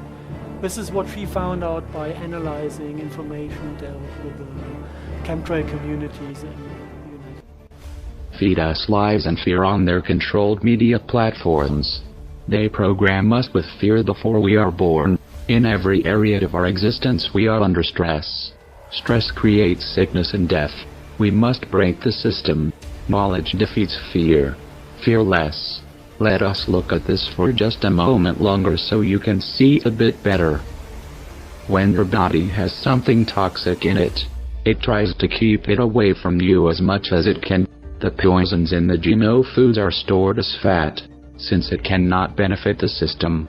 Just as you produce mucus when you have a sickness, your body is trying to keep it away because it is bad. When you detox or lose weight, at first you feel sick and tired. That is because you are releasing the toxins you have stored into your system.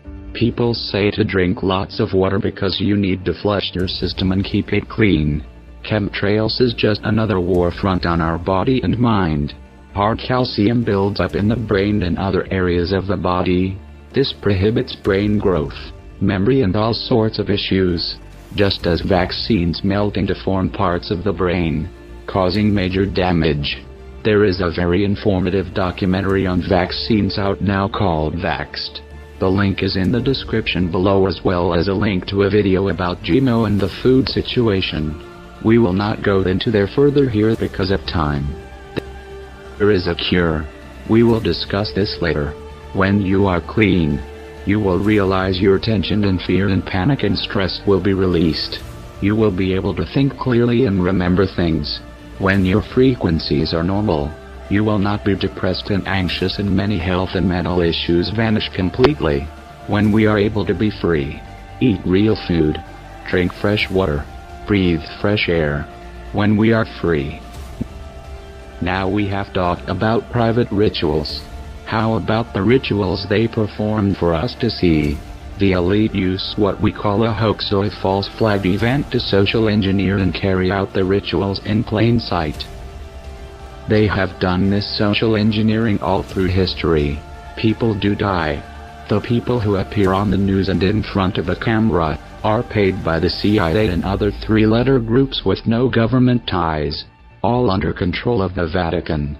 These paid actors are contracted into silence, paid handsomely for their poor services, typically through a fund which you, the public, donate to like idiots, never looking further. Some actors are used multiple times, as we have seen in the Boston and Paris bombings and various shooting events, or posing as doctors when there is the need for an epidemic scare. The people killed are blood sacrifices, and the events themselves are carefully scripted rituals. The world is a stage. They mock our stupidity in their brazen displays. They plastered their hexagram onto the Judeans as a symbol of sacrifice to Lucifer. The World War II Holocaust, like all others, was planned and set up by them generations in advance, each generation passing on the teachings to the next and carrying out the plan. Mass murder is a Luciferian, Jesuit human sacrifice ritual. They slaughtered hundreds with the swine flu, cancer and AIDS experiments, not to mention the countless others. The Catholic Jesuits, nuns, monks, priests then parade around the countries the elite impoverish, traffic children for their sex and blood rituals, and plant diseases that kill millions through vaccines produced by the Red Cross. They rape and pillage, as they have always done. Then those who do the best work in their depopulation agenda and cult are made into saints and prayed to by the blind. Murder makes money. Wars pay. Over 38 million people died in World War I. The Rockefellers alone made about $5.27 per death. The Tuskegee experiment began after that, another successful population control program. You think Zika, Ebola, the bubonic plague are any different? Nothing is new. They have been creating diseases and infecting us to kill us off for thousands of years. Biowarfare. Genocide. Anton Chaitkin, I'm a historian and the history editor for Executive Intelligence Review. President Obama has put in place a reform apparatus reviving the euthanasia of Hitler Germany in 1939 that began the genocide there. The apparatus here is to deny medical care to elderly, chronically ill, and poor people, and thus save, as the president says, $2 to $3 trillion by taking lives considered not worthy to be lived, as the Nazi doctors said. Dr. Ezekiel Emanuel and other avowed cost-cutters on this panel also lead a propaganda movement for euthanasia headquartered at the Hastings Center, of which Dr. Emanuel is a fellow. They shape public opinion and the medical profession to accept a death culture such as the Washington state law passed in November to let physicians help kill patients whose medical care is now rapidly being withdrawn in the universal health disaster. Dr. Emanuel's movement for bioethics and euthanasia and this council's purpose directly continue the eugenics movement that organized Hitler's killing of patients and then other costly and supposedly unworthy people. Dr. Emanuel wrote last October 12th that a crisis, war, and financial collapse would get the frightened public to accept the program. Hey everybody, I'm Christopher Green. You're tuning into AMTV Alternative Media Television. So I can't help but think that this entire Ebola scare is some kind of covert operation, of which the President of the United States, Barack Obama, is using it as an opportunity, the guise of humanitarian crisis, to set up AFRICOM, which was announced by the State Department to send immediately 3,000 U.S. armed, ready, body-able troops to West Africa. Just conveniently, at the same time, we're supposedly fighting this war against ISIS in the Middle East and parts of North Africa, where we recently saw an anti-congressional illegal invasion by the Obama administration in Libya with the ouster of Muammar Gaddafi. So what do we know about Ebola? Well, first off, we know that the CDC in the beginning lied to us, said that it wasn't a risk, that they would contain the crisis. This was all coming from WHO, the World Health Organization. We know that approximately 5,000 people or so have been infected, and half of those infections have resulted in fatalities. Some odd 2,500, 2,600 people roughly now dead as a result of being infected by the disease. Now the CDC estimates that upwards to 500,000 people, yeah, that's right, they've gone from just a few thousand cases to estimating that in a worst case scenario, there could be up to 500,000 people infected by the disease. On August 27, 2014, the Common Sense Show exposed the megacities concept in revealing something called the America 2050 plan. The enslavement of America had taken center stage and had indeed been called America 2050. The plan for the America 2050 was to herd Americans into 11 megacities consisting of 6 million people each, totaling 66 million people. Under this plan, there are no provisions for any other population developments, according to the Common Sense Show. That plan has been updated to happen by 2025. So we have 316 million Americans will change to 66 million megacity dwellers, which equals 250 million missing Americans. Hey Truth Seekers, welcome back. Zach here. It's August 1st, 2016.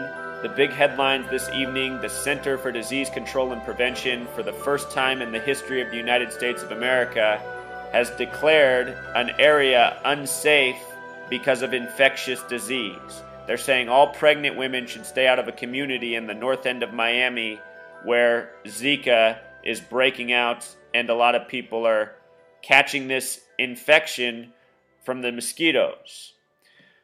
If you're new to my channel, I've been exposing, since Zika was first announced at the beginning of this year, how the Zika propaganda and fear-mongering is contrived by the numbers. If you're new here, I am proving day by day how our news is created by the laws of numerology. And the reason that is so is because there's something called Kabbalah, which is Jewish mysticism. And our media, our government, it is controlled by Zionists who are mostly Jewish, and a lot of them in the high places, such as those who run the media, they practice this law of, or this religion of Kabbalah and these laws of numerology. And day by day, if you understand this language of numerology, gematria, the practice of coding numbers into words, you can quickly see what is going on. So let's just do this. Let's break it down together. Here's the headline. So often these headlines are coded with very important numbers to Kabbalah, to Zionism, to Freemasonry. Show you this. This is gematria, the practice of coding numbers into words. The language that's most commonly coded in, or the cipher, is on this calculator called English reduction. It's also known as Pythagorean gematria. This headline sums to 119, and this is a very special number to the Zionists. Their symbol is the Star of David, previously known as the Seal of Solomon, gematria of 119. That's the 2 3-sided figure on Israel's flag, something encoded in our money in the stars in the corner of the bill. Also, this very infamous symbol from our money, the all-seeing eye, which is also on it, along with the Star of David, has gematria of 119. You think about the most deadly attack in the history of the nation, September 11th, written 11/9 in most parts of the world. There were men over from Israel recording the attack who said they were sent over by their government to record, to document. That was a story on 60 Minutes shortly after the attack. Somehow the American people never made an outrage about that. Israel, our ally, who we send billions of dollars to each year. If you learn about Zionism, which is what the nation of Israel is and how it came to be, the Zionist movement, there's something in the end of the 19th century called the Protocols of Zion that were written, the 1880s, and they're about how these Zionists will take over the world, intimidating people, dividing them, scaring them needlessly. That's what we're living out here. That's what these headlines are today. CDC's historic Zika warning. So we'll watch the mainstream coverage, we'll listen to what they have to say, but I want to take this a step further with the gematria decoding. Again, here's that headline. CDC's historic Zika warning, gematria of 119, all-seeing eye 119, Star of David 119. Before there was the TV, before there were radios, the way this movement was keeping humanity under control and under fear was with spiritual texts, such as the King James Bible, gematria of 119. The powers that be have always used the things that create fear and a mechanism for control over the masses. Over time, that technology is involved, from the printing press and the Bible, to papers, to radio, to television. So notice Star of David has the gematria of 119. The small way Star of David is also 47. And Zika was supposedly discovered in the year 1947. Notice, Zika 47, Star of David 47, the symbol of the Zionist nation, recognized by a 33-member vote on November 29th, the 333rd day of the year, and the end of the year 47. The Zionist state recognized in 47, Authority 47. What are the odds of the virus being discovered in the same year as the name, you know? And if you know about the history of mosquitoes and disease, you probably know about Walter Reed, the hospital where they research infectious disease. They experiment with mosquitoes and infectious disease, and for whatever reason our taxpayer dollars fund this. What they're really doing at these hospitals is they are creating these illnesses that they can scare us with and that they can probably also manage. I imagine that's how they do it. You know, they make sure that the disease isn't too lethal, and then they also come up with the vaccine or the serum for the cure. It's all about fear, money, profit, banking. These Zionists, these Masons, they control the central banking system that so much of the world is on, that our nation's on. That's what it all comes back to. Follow the money. We live in a nation with central banks which need constantly new debt creation. How do they create this debt? With war, with fear. You know, fear sells. That's what the Zika virus is all about. This is how these Zionist banker tyrants have figured out how to take over the world. You know, it's not all bad either. They figured out how to advance technology. They've created all this gadgetry that's, you know, it's mesmerized us.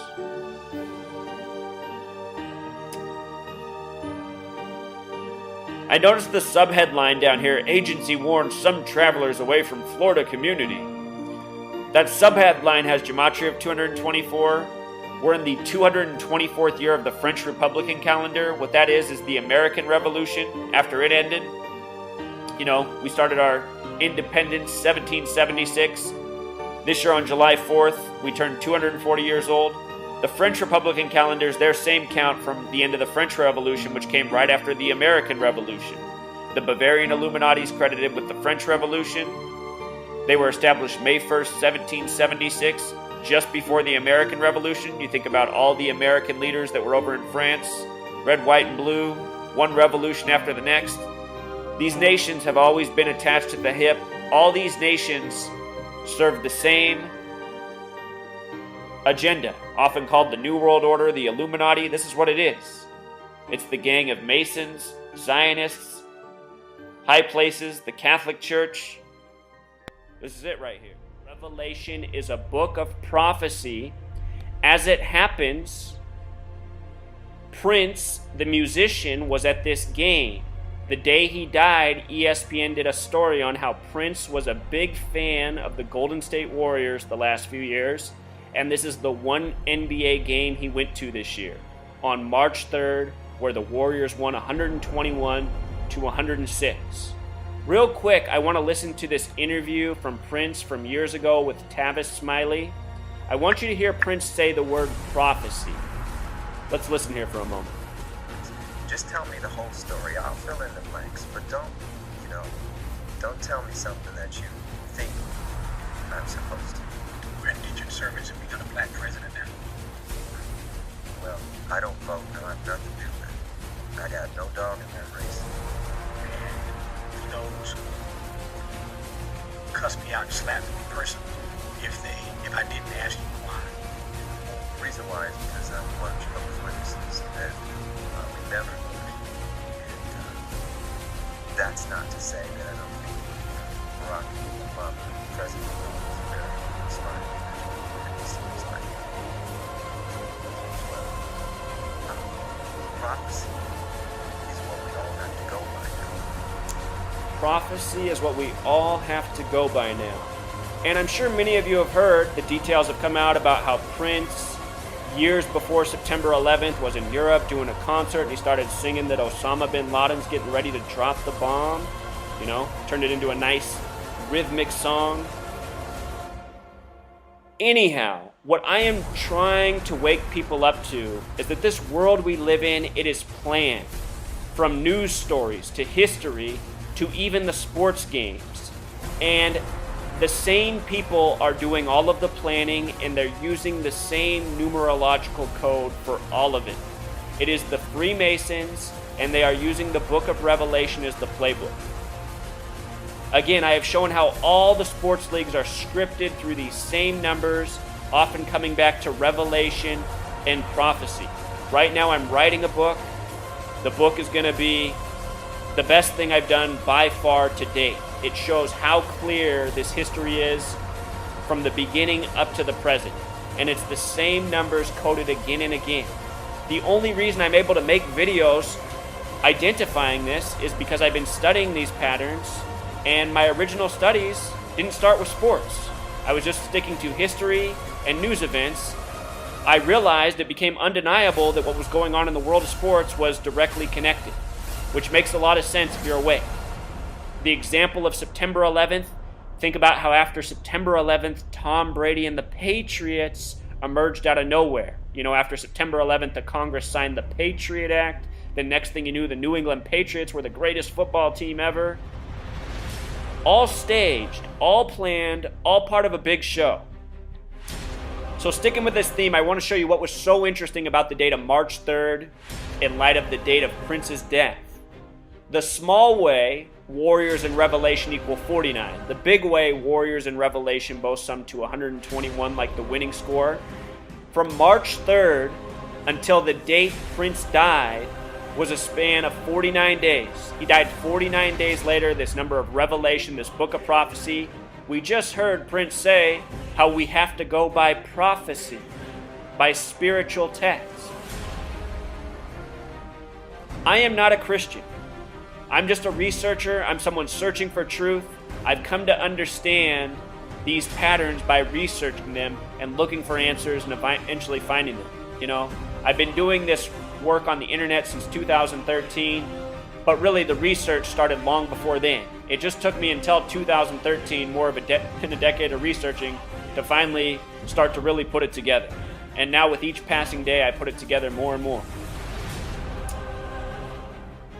This measuring dates by the calendars, it's all part of this coding system. Gematria, the practice of coding numbers into words, syncing words up with dates. It's all part of this ancient language. And our calendar, it's called the Gregorian calendar. Look at this. Calendar equals 58, Gregorian equals 58, Freemasonry equals 58. It's the Freemasons responsible for all of this. Prince died 47 days before what would have been his 58th birthday. 47, a special number, a number connecting to time. The first NBA championship won in 47 by the Philadelphia Warriors. Where Prince died at Chanhassen, it's on the 44th parallel north and the 93rd meridian west. The reason these numbers are so interesting is because they're connected to time and prophecy. Saturn is the keeper of time. Saturn has gematria of 93. As it happens, oracle of...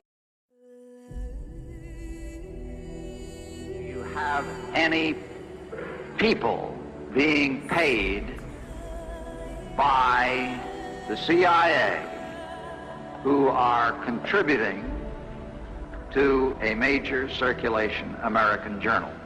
We do have people who submit pieces to American journals. Do you have any people paid by the CIA who are working for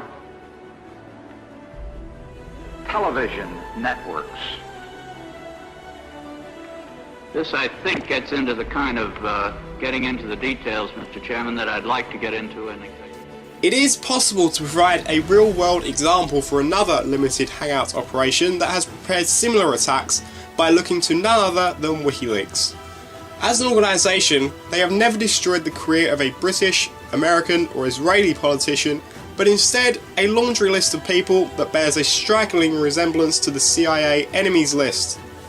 Black Ops secrecy restored, that allowed not only for the Ukrainian revolution in Russia's backyard, it permitted the secrecy necessary for the downing of Flight MH17, Flight 9268, the Paris attacks, and even the downing of the Russian fighter jet by the Turks. Now you're probably saying to yourself, bullshit, but just remember, ISIS is our proxy army funded by our tax dollars put in place by us to topple Syria. Therefore, every international event tied to ISIS inevitably leads back to us. And so these events, Euromaidan, MH17, Flight 9268, Charlie Hebdo, the Paris attacks, the recent Turkey incident, they were all put in place to escalate Obama bin Laden's prefab Cold War 2.0 New World Order agenda. Pretty deep, huh? Now, to further the assertion that the Snowden psyop was entirely staged, you just have to look at the leaks themselves. The Snowden leaks didn't tell us anything we didn't already know. Mass surveillance was made legal with the Patriot Act. Everybody knew that. The leaks were just a cover story to tell us what we already knew. They just made a big deal about it so that their story would be even more convincing. Now, if you listen to the Snowden interviews themselves, they lean towards the atheist left. It's subtle, but it's there, which means his politics leans toward the dark side. Not only that, but the journalists he chose to leak the documents to are members of the gay mafia, which is a leftist extremist group. So, if Snowden's politics are to the left, and The Intercept's politics are to the left, and the current administration's politics are to the left, well, that makes the whole thing a leftist conspiracy. Of course, libtards won't agree with that. They'll leave me dirty comments, as will atheists, because they all have the same vested interest, the liberal agenda. The Snowden leaks, aka Citizen PSYOP, were brought to us by the National Association of Baby Killers in association with Cocksuckers United, sponsored by the Council on Keeping the Borders Wide Open to Implode Society, aka the Democratic Stasi Party. Perhaps the most vital directive in White House plan was to obtain absolute control of the press, at that time the only mass communications media, to distribute information to the public, so that all news and information could be slanted, so that the masses could be convinced that a one-world government is the only solution to our many and varied problems. Now do you know who owns and controls our mass communications media? I'll tell you, practically all the movie lots in Hollywood is owned by the Leymans, Kuhn Loeb and Company, Goldman Sachs, and other internationalist bankers. All the national radio and TV channels in the nation are owned and controlled by those same internationalist bankers. The same is true of every chain of metropolitan newspapers and magazines. Information. Disinformation. The elite bought the printing presses as soon as they were invented, just like all inventions. When the TV was put out for the public, it was no different. If they are not given easy access by the inventor, then he is simply silenced, or murdered, and they take that. When one cannot be blackmailed or threatened or paid into silence, the elite have no reason to keep them around. Death does not affect them because your life does not matter to them. They care nothing for you. They own the media. Every person who you see regularly on TV is in their control. They control it. If you are not in their agenda, you do not get seen or heard. Censorship is nothing new. It starts at the beginning of everything they do. They cannot abide freedom. They must create death camps called countries, dividing us in an endless amount of ways. They must create populations that are uneducated, unhealthy and unmotivated. They are masters of deception, made easy by their control of all media, education, wealth, religions and governments. Because they worship death, it is all they can see and they are blinded by it. They have no freedom because they swear oaths and pledges, which makes freedom impossible. They control our minds through distraction and deception. Should not be hard to understand how this is done. Subliminal messages have been exposed time and time again in our movies and games and commercials. It doesn't stop there. We are kept locked in a world of fantasy, dreaming of the stars, a false reality. Hollywood, Disney, TV programming has been working on us for generations now, controlling our perceptions. All of what you see on television programming or from any mainstream media source is scripted. They are all actors. The politicians, the news, all given a script. They play the game using the numbers and symbols. Sports are scripted. Awards and competitions and talent shows are all scripted. The Olympic Games. The ritual celebration for who the elite called Apollo and Zeus in Rome when the first games started to slaughter the Christ believers of the day. We still celebrate that ritual to Lucifer worldwide. Scripted. Movies are scripted. News is scripted. It is all a show. It is all set up to keep you wrapped into a reality that has no meaning or existence. It is a psychological operation. Just like the wars and the violence. They create distractions, movements, protests. They fund them. They create them. They control them. If they do not start out that way and become successful, they are soon infiltrated and taken over. Black Lives Matter. Like the Black Panthers and Ku Klux Klan. It is all exactly the same. Same agenda. Same funding. Same controllers. They always play both sides. They pin us all against each other in hopes we will die faster and not see it is they who are the problem. Black Lives Matter was created by George Soros to start a race war in America just as in the 1800s. Now we will see the pipeline protests in America will turn into the descendants of American Indians in a race war against the descendants of immigrants. However, the Native American descendants never seem to do enough research into their truth either, as the tribe they originate from was interbred with the elite tribe long before they separated and stayed in America when the tribes were sailing, trading gold and opium. Those who did not separate in America to later be called Indians continued with the remaining and elite tribes and collected in Egypt. Regardless, no one is exempt from the lies. The elite will continue creating division and events until they can openly claim martial law without notice. There is no such thing as racism. We are all one race.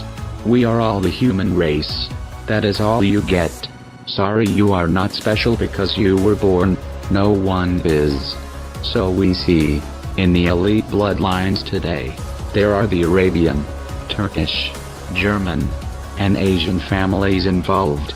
That is because it is not about race. We are all one race. What matters to the top elite within the elite bloodline is the purity of their blood. To them, the purity of the blood increases the satanic power they possess. Not their skin color or country or any of it matters. Those separations were created to keep us separated and keep us divided. We are all attacked equally by the elite. They want us all dead. Do you not see how they laugh at us as we fall for their tricks every time? To throw a bomb into a building, paste the picture of a plane to it and tell you what happened. They watch us run around like cockroaches.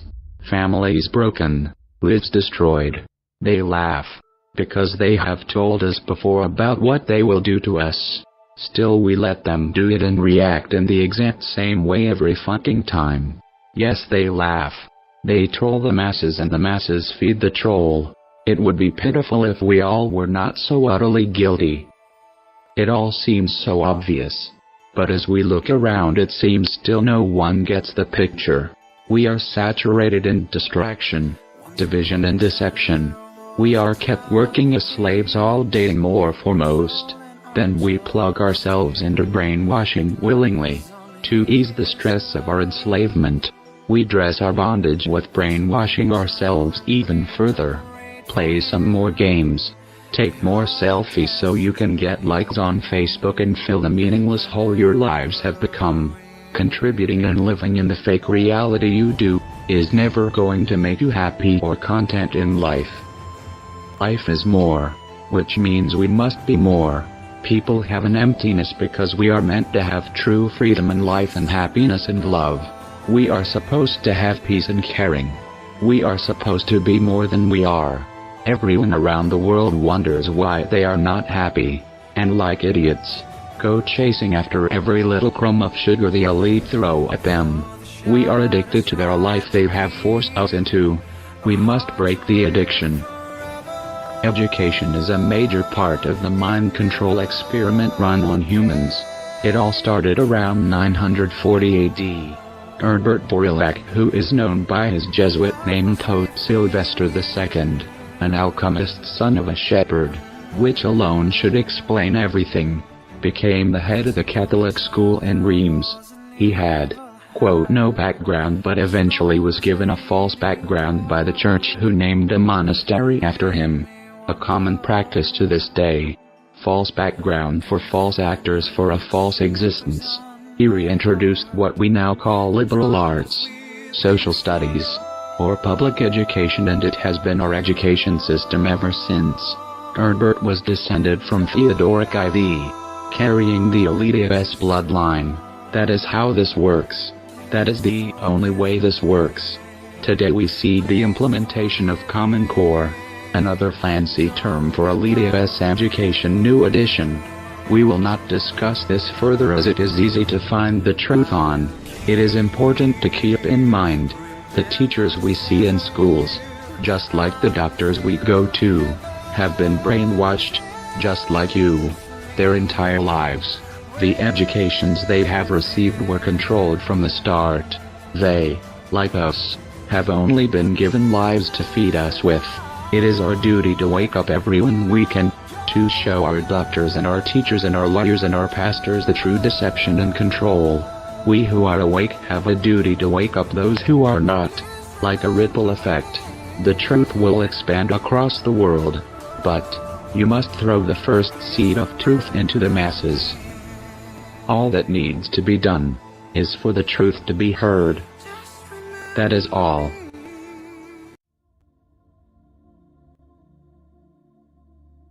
Do not be discouraged.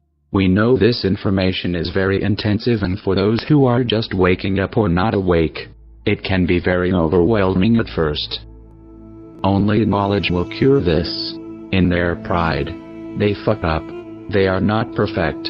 Although they are well planned and dedicated, they did not expect the internet would take off as it did and allow for so much information to be shared so widely.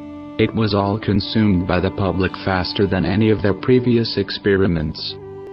They were able to keep most distracted with their created and controlled games and social media platforms and movies.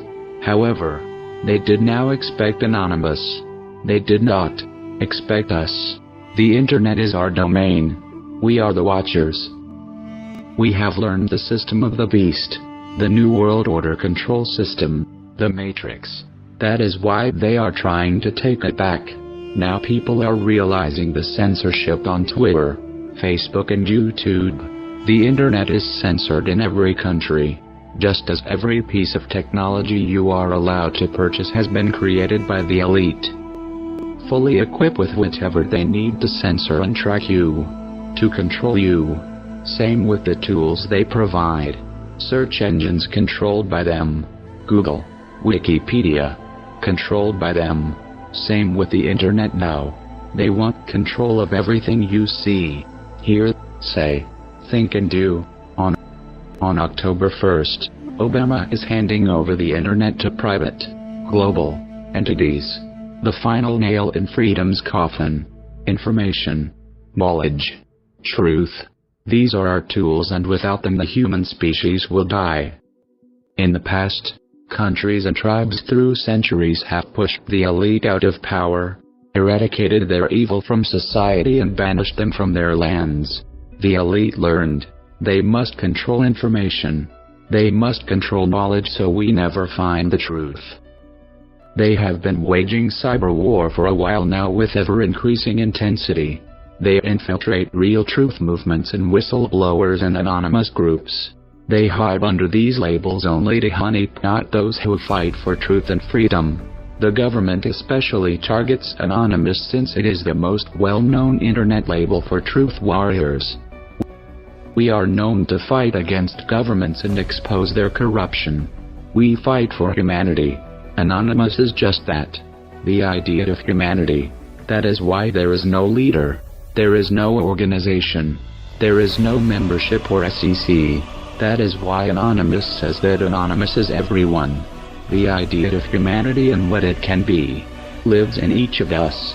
If we allow it to be seen and heard, those who do and those who act on it are anonymous. So the agents of deception are brought in and growing steadily now online, infiltrating and creating disinfo and division. And as always, we have exposed them. The interwebs are anonymous domain. Their deception worked for a long time, but their time is up. Anarchy is rising. It is time for humanity to be free, like every other species on Earth. We must be free. Many wonder why no one has come forward before. Well, simply put, you must not be looking. Over time you can follow the blood-soaked path of whistleblowers pouring through history. We blow the whistle on corruption and evil, and they murder us one by one. Because humanity does not stand with us. When Obama passed the bill making it legal to assassinate American citizens and non-American citizens without trial, in any country, with a drone, no one batted an eye. Now we are fish in a barrel. Over the last year alone, over 100 top medical researchers have been murdered to keep them silent. Dozens of judges have been killed. You will not find out about it on the main news. The elite know that the whistleblowers' fellow heretics will hear about the deaths, and it is for them the messages are sent, not the public. February 2nd, 2013, Philip Marshall and his 2 children and his Shih Tzu, Suki, were all shot to death in their California home. None of Marshall's family who flew out there were allowed to attend the funeral. The public was told he went suddenly crazy and killed everyone and himself. He was murdered for writing books exposing the workings of the CIA. Michael Hastings exposed General Stanley McChrystal, top commander of United States forces in Afghanistan, and was working on a story about the CIA. He contacted WikiLeaks with his concerns of FBI, and a few hours later he was dead. Mr. Hastings was believed to have been alone in the car, which struck a tree at high speed, according to the Los Angeles County Coroner's Office, stated New York Times. Jim Stone noted, "There is no impact damage to this car. The only damage there is blown out in the back, not smashed in the front, and it obviously missed the tree as it rolled to a stop." WikiLeaks is a known honeypot used by the elite, just like The Guardian, Courage Foundation and many others. Remember, they play both sides. They are masters of deception. Pawns of the elite are easily spotted. For those who watch, they are taken care of by the elite. That is why they are still alive and on TV frequently. They have a product to sell. They are used by the elite to bait innocent people. One would like to think that Assange and Snowden were good people at one time, that they were once freedom fighters and truth speakers. We can only hope that they will be one day, as all proof shows they are an infection of the elite. They are both supported and protected by the Rothschild family, and they will be until they are no longer needed, until they are not a media hit anymore. No longer stars, just like actors and musicians and others. They are expendable. They are only there to give the media a story to distract you with. You are not free. We can only hope they will turn on the elite, like the rest who have tried to come forward before or who have spoken out in the past. If we unite, perhaps it will give those hiding the courage to stand with us and free themselves as well. First they discredit, then they silence. Ted Gunderson, chief of FBI and special agent, was murdered after exposing chemtrails. Truman Capote was murdered by gun as well as gagged, tied, and beaten for the words he wrote on paper and passed to the world. Not only is free speech long gone, but the freedom for the reader to choose what to read is gone as well. Many who speak out against the elite Jesuits are killed by having their throats crushed. There is always important symbolism in the deaths of the whistleblowers who anger the wrong people. It is very personal to the elite.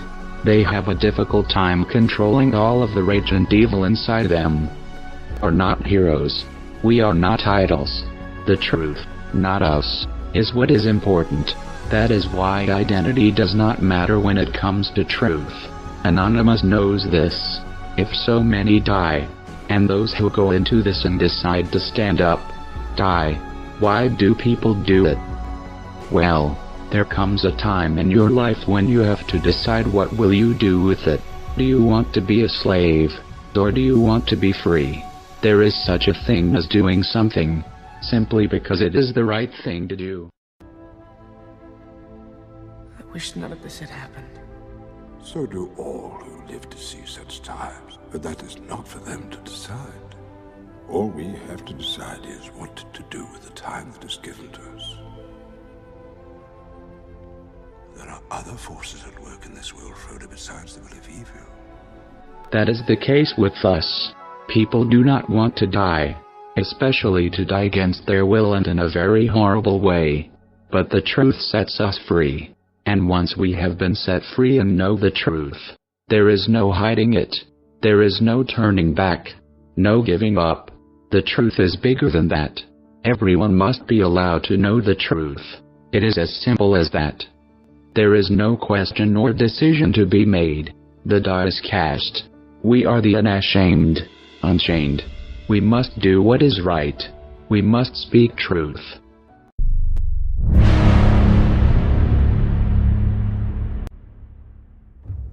Now we have come a long way.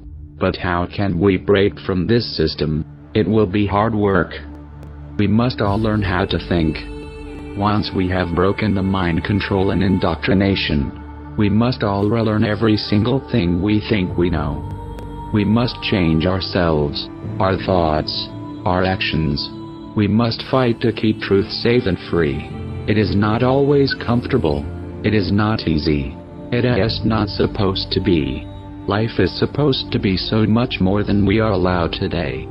We must learn how to read between the lies. Today we work all day to make what someone else tells us our time and work is worth. We get the paper and medals they allow us to have. Then we are told by someone else how much we owe them.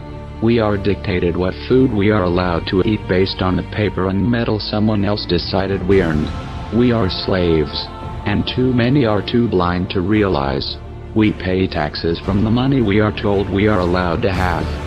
Our tithe to the beloved government who does so much for us.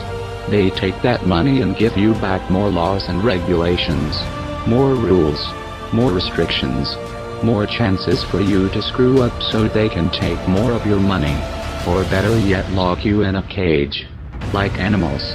You gladly send your children to foreign countries you cannot locate on a map because your masters tell you to. You are happy to send and be sent off to kill strangers you have a lack of care to learn about.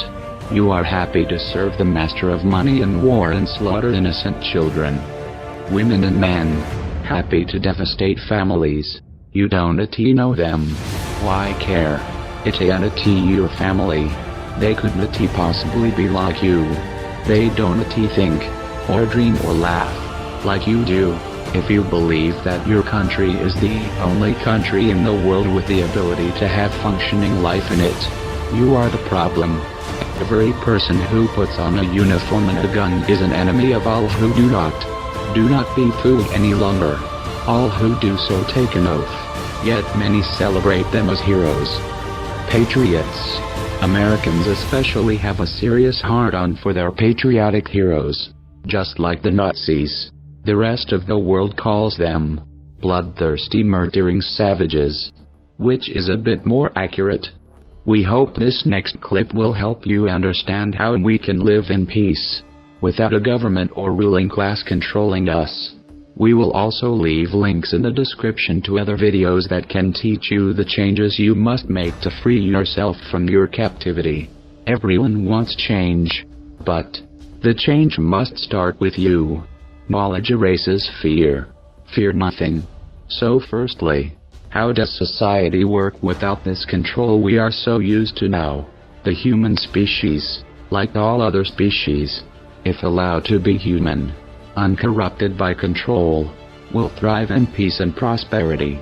Just as every other species lives naturally, so will we. No government, no rulers, no brainwashing, no control. We would have to act like humans. We would have to take responsibility for our actions and the actions of those around us.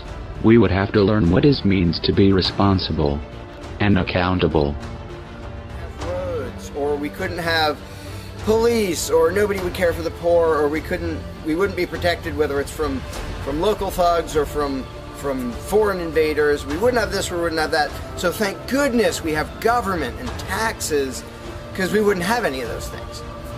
And the first way I'd respond to that is by pointing out the assumptions that underlie that complaint, that argument. Basically what people are saying, because let's be clear about what the terms mean, government is the people who boss everybody else around. And taxes are those people demanding money from us. So they basically tell us, hand over a whole bunch of money and we'll decide how to take care of you. We'll decide how to spend your money. If we don't like it, too bad, we don't really have a choice.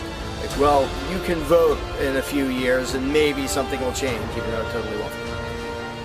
So that's what people are saying. Basically, if we didn't have a ruling class stealing our money and then supposedly spending it to protect us, how could we possibly have roads or anybody to protect us? The implication is that in this country, for example, 300 million people would just sit around thinking, oh, we can't do it. Without politicians and tax collectors, we can't have a road, we can't protect each other, and we can't... And it rests on this bizarre assumption that things that almost everybody wants, they wouldn't do anything to make happen unless there were politicians forcing us to give them money so they can make it happen. And so an example I like to use is, let's apply the same argument to food, because food is pretty darn important. I think everybody can agree.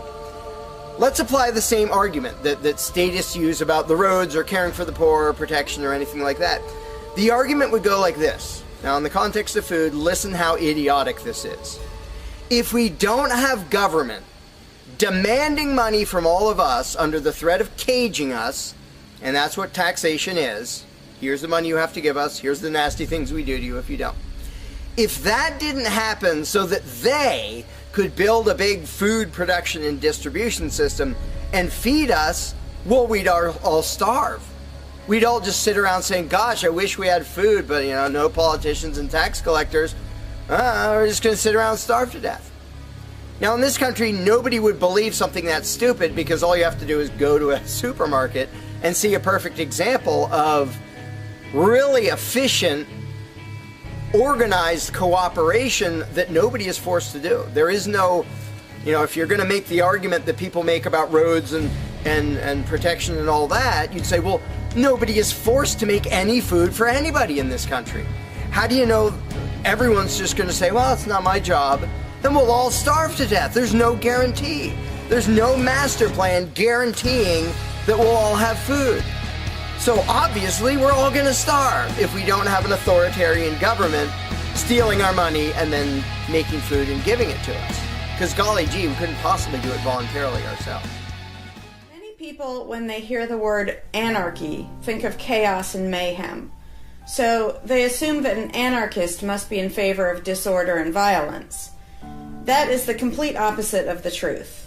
Most objections and complaints about the anarchist or voluntarist philosophy are not actually about the philosophy itself, but result from people misunderstanding what the philosophy is all about. To illustrate a few points, we will use the example of two fictional islands: Authoritania, where there is a ruling class or government, and Anarchia, where there is no ruling class of any kind. We will use these islands to examine several common misconceptions about anarchism. Lots of people think anarchy means every man for himself, or survival of the fittest, or the absence of any social cooperation or organization. They think that anarchy means everyone has to be self-sufficient. This comes from the false assumption that some kind of government is necessary for any organization to occur.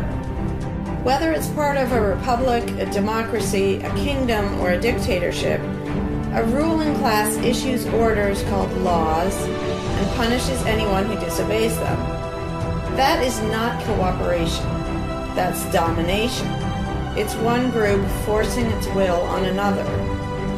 Authoritarianism can be used to force people into organized patterns, but that does not mean that people are incapable of organizing their activities without being forced. The most productive and useful examples of organization that we see today are anarchistic in nature. No one was forced to build the grocery store you go to. No one was forced to produce or sell anything in it. Everyone involved in the vastly complex operation of growing your food, transporting it, displaying it in the store, and selling it to you, everyone involved participates voluntarily, working in exchange for money. You and all the other store customers choose freely which store to go to and what to spend your money on. This purely voluntary arrangement allows for an amazingly complex degree of organized cooperation without anyone being coerced to participate. In contrast, under government, a very small group of people comes up with an idea and forces everyone else to participate in it and provide for its funding with tax dollars. In the authoritarian version of a supermarket, the ruling class would tell people what to produce and how much, what prices to charge, and they would tell customers what they must buy and what they must pay. Anyone who did not comply with the centralized master plan would be punished in some way. That is how government does things. Which one of these would you prefer? Another common but incorrect assumption is that if there were no ruling class or no government, people would have no way of defending themselves against common criminals or foreign invaders. Again, this is simply not true. The government version of protection is inherently hypocritical. Governments will use their hired law enforcers to find and lock up some of the private thugs and thieves and prevent them from preying on people. But every ruling class gets the money for its operations by way of taxation, demanding money from its subjects and punishing those who don't pay up.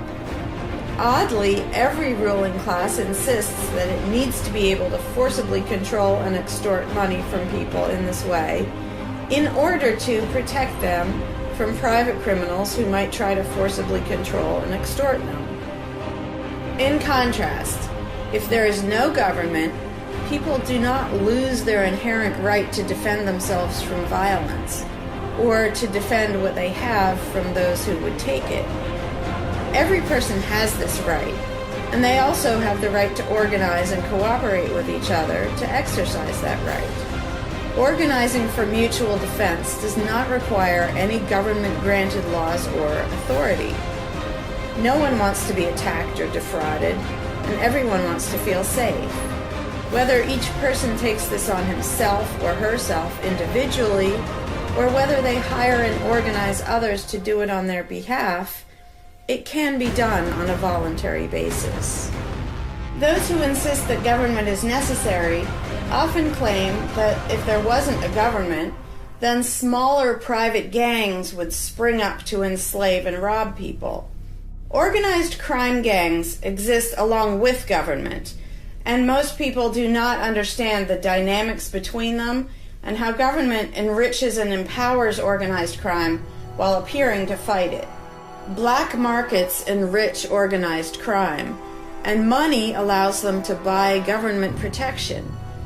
There's no reason to think they would do as well in an environment of freedom, where they would have fewer ways to make money and would be up against both individual and organized armed citizens.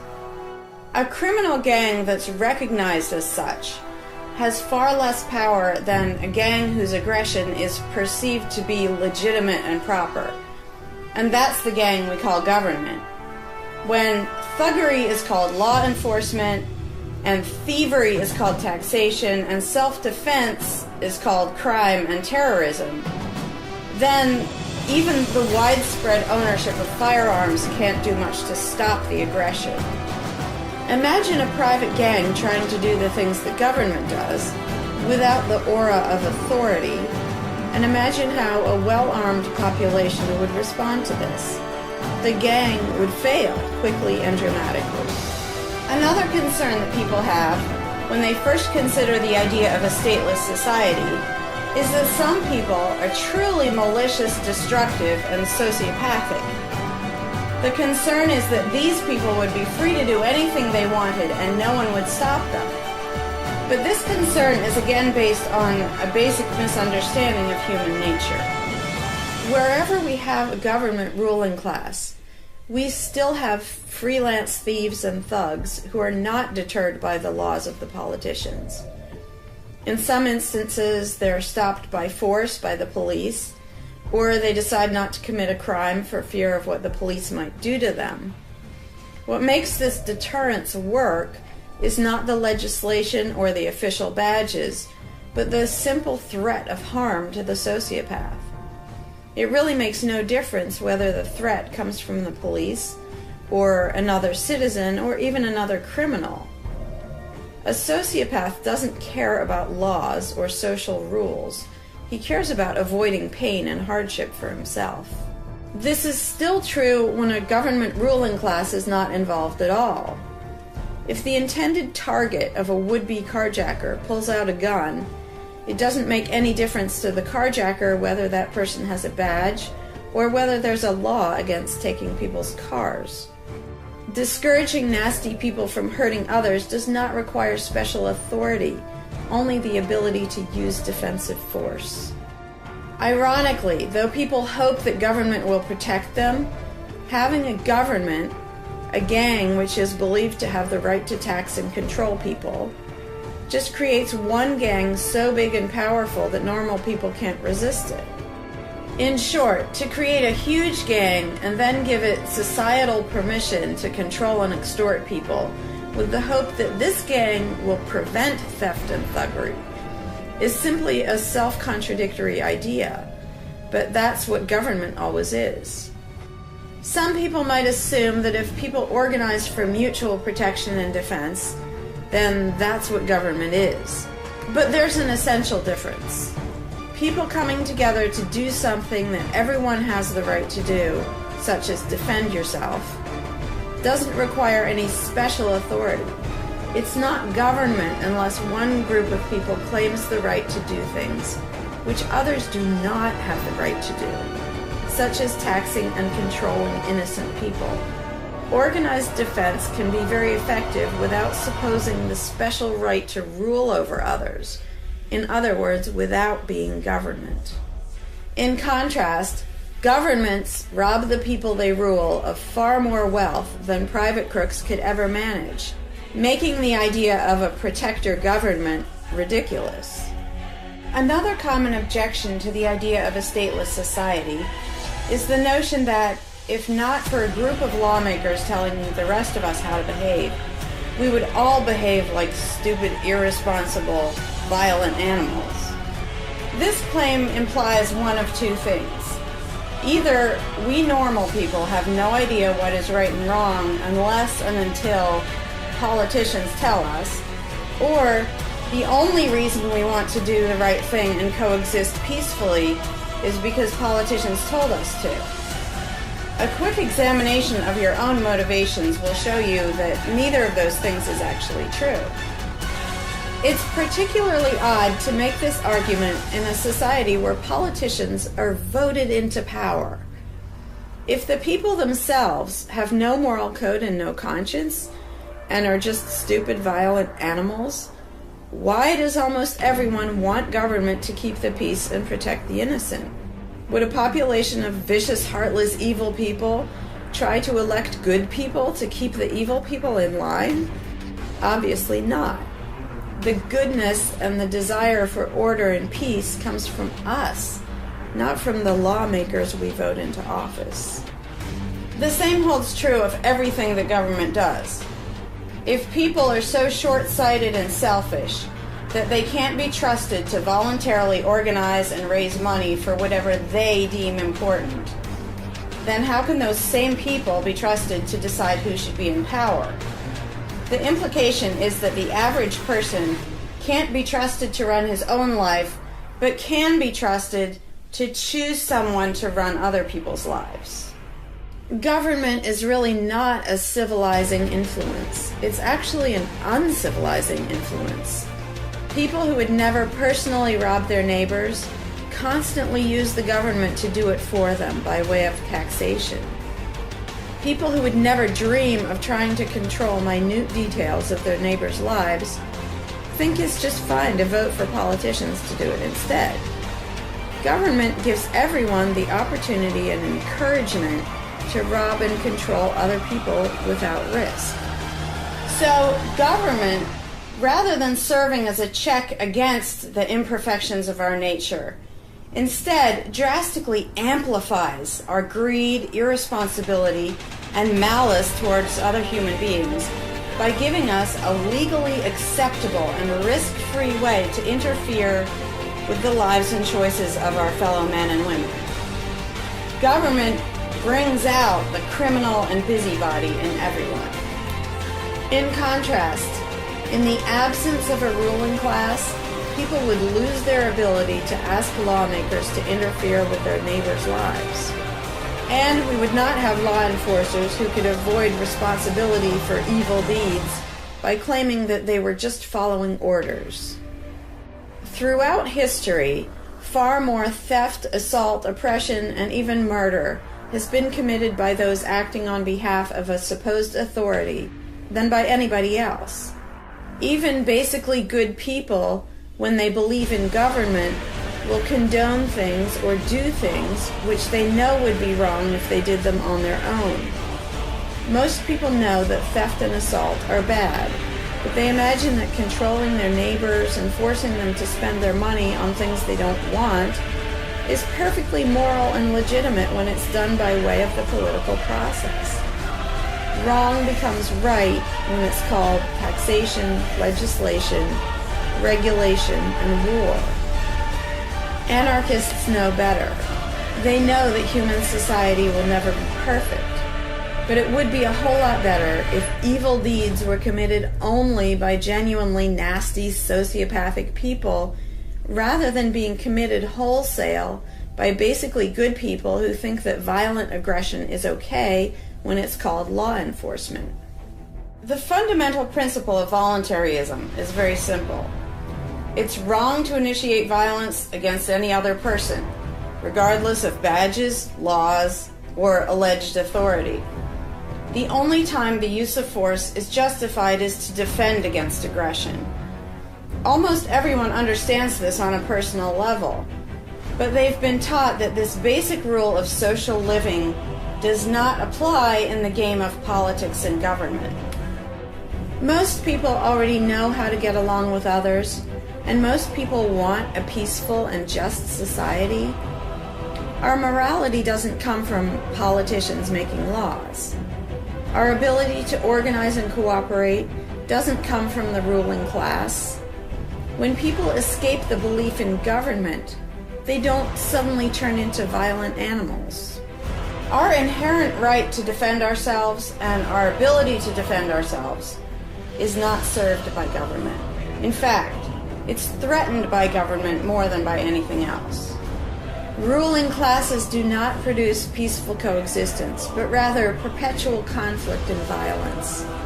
Our belief in government authority takes our compassion, virtue, and good intentions and turns them into power for people who crave power and riches. Of course, the people who benefit most from the political racket will put a good spin on the system and do their best to convince people that it's a social necessity.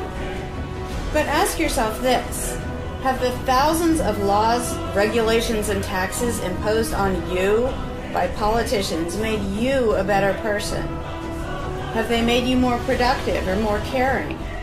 Is the world better off with the politicians taking your money and telling you how to live your life? Or do you think it might have been better off if you'd been allowed to spend your own money and make your own decisions? Is society really best served by a small class of people forcefully imposing a centralized master plan on everyone else? Can the orders and threats of a ruling class make the world what it should be? Or would society be better served by human freedom and respect for individual rights, by voluntary cooperation and peaceful organization? If this second option sounds better to you, maybe you should learn more about anarchism. So, now that we know how society should work, how do we make it happen? We are all under so much mind control and trauma. We all are addicted to something. Food, medications. We have chemtrail poisoning and much more. We must cure ourselves, and with government, society can never cure itself. When we are healthy, happy and clean, our minds can work properly, our bodies can function as they are supposed to. So we need to learn how to do that. How do we get healthy? Dr. Sebi was recently murdered by the government because he has cured cancer, AIDS, schizophrenia, depression, diabetes and many other things. Naturally, he had just gotten a patent on the cures when he was jailed and murdered. The Earth produces everything humanity needs to survive freely and openly. Can you not understand that? We must all wake up now and act. In October 2016, the Jesuits will be electing their new Black Pope. This and many other extremely important events will be taking place by the new year. Many will be devastating, unless the masses wake up and stop them, of course. It will be interesting indeed. We will see what happens. If you rise with us, or if you get left behind. They now rage in war, far and wide, in consequence of our neglect. Our own sins enables them to continue the raids at will, the penalty for our sins being that they have become well known and feared. King Ermanaric wrote in his journal before he and his kingdom were overrun and destroyed by the elite. At the time called Antes, 1st century BC, there is much more you need to know. However, you have learned quite a lot for one day. Please share this video and see the links in the description. Help wake up everyone you can. Our struggle is not against flesh and blood. Our fight is against rulers, against the authorities, against the powers of this dark world, and against the forces of evil. Expect us.